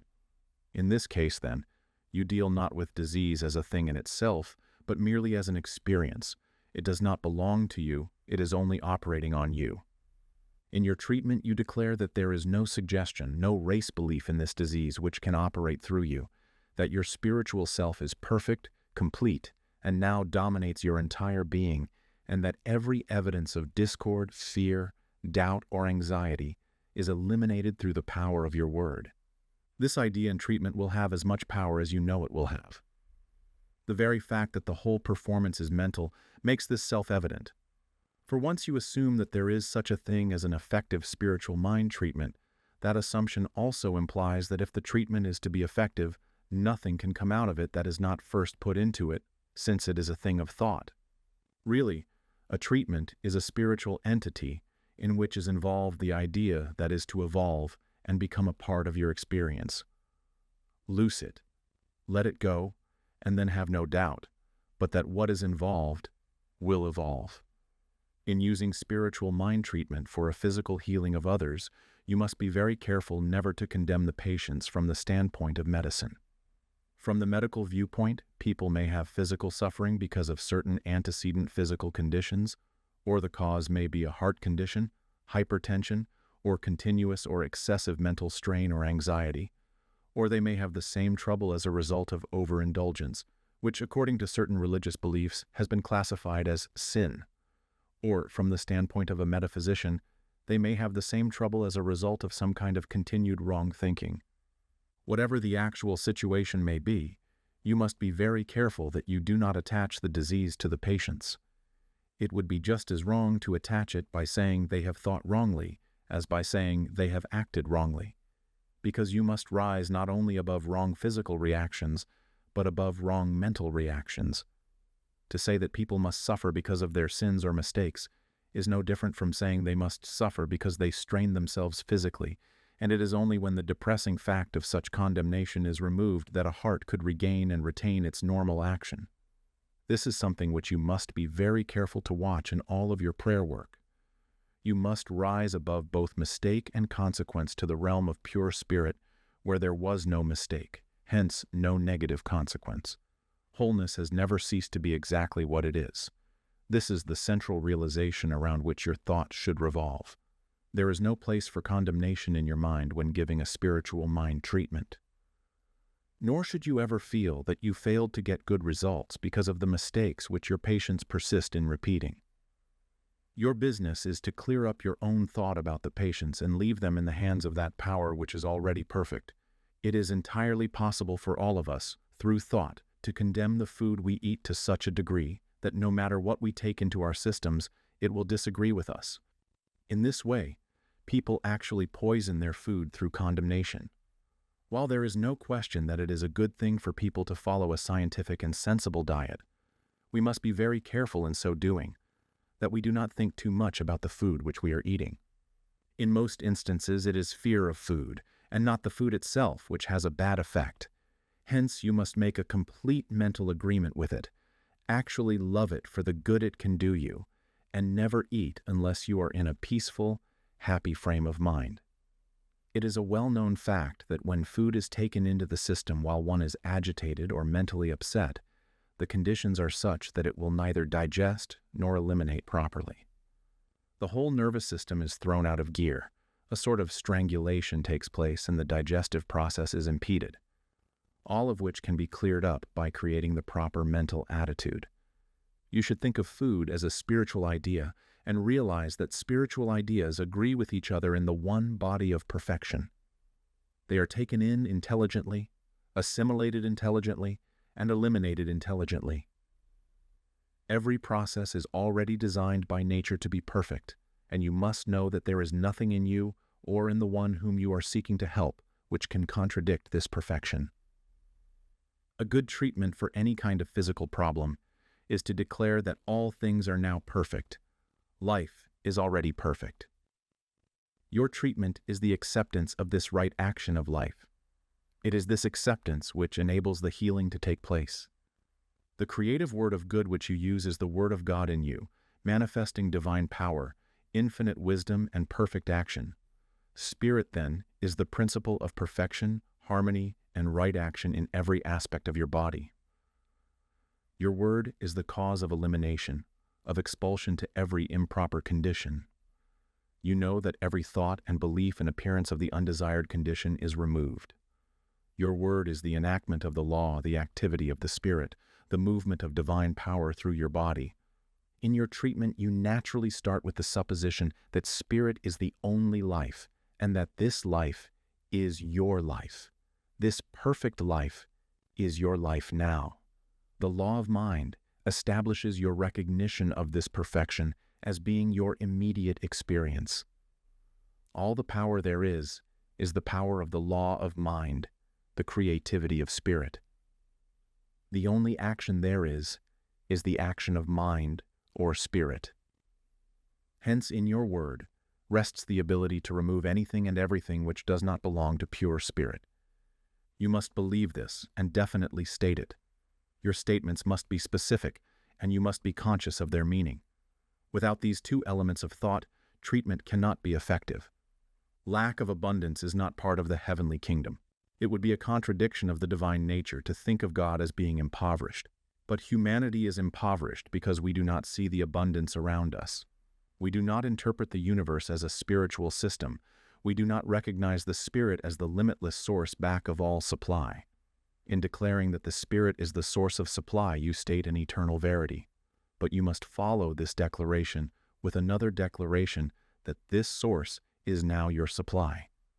The idea you use in your treatment is that Spirit manifests as your supply according to your concept of it. You make the specific statement that you are rightly guided and divinely protected.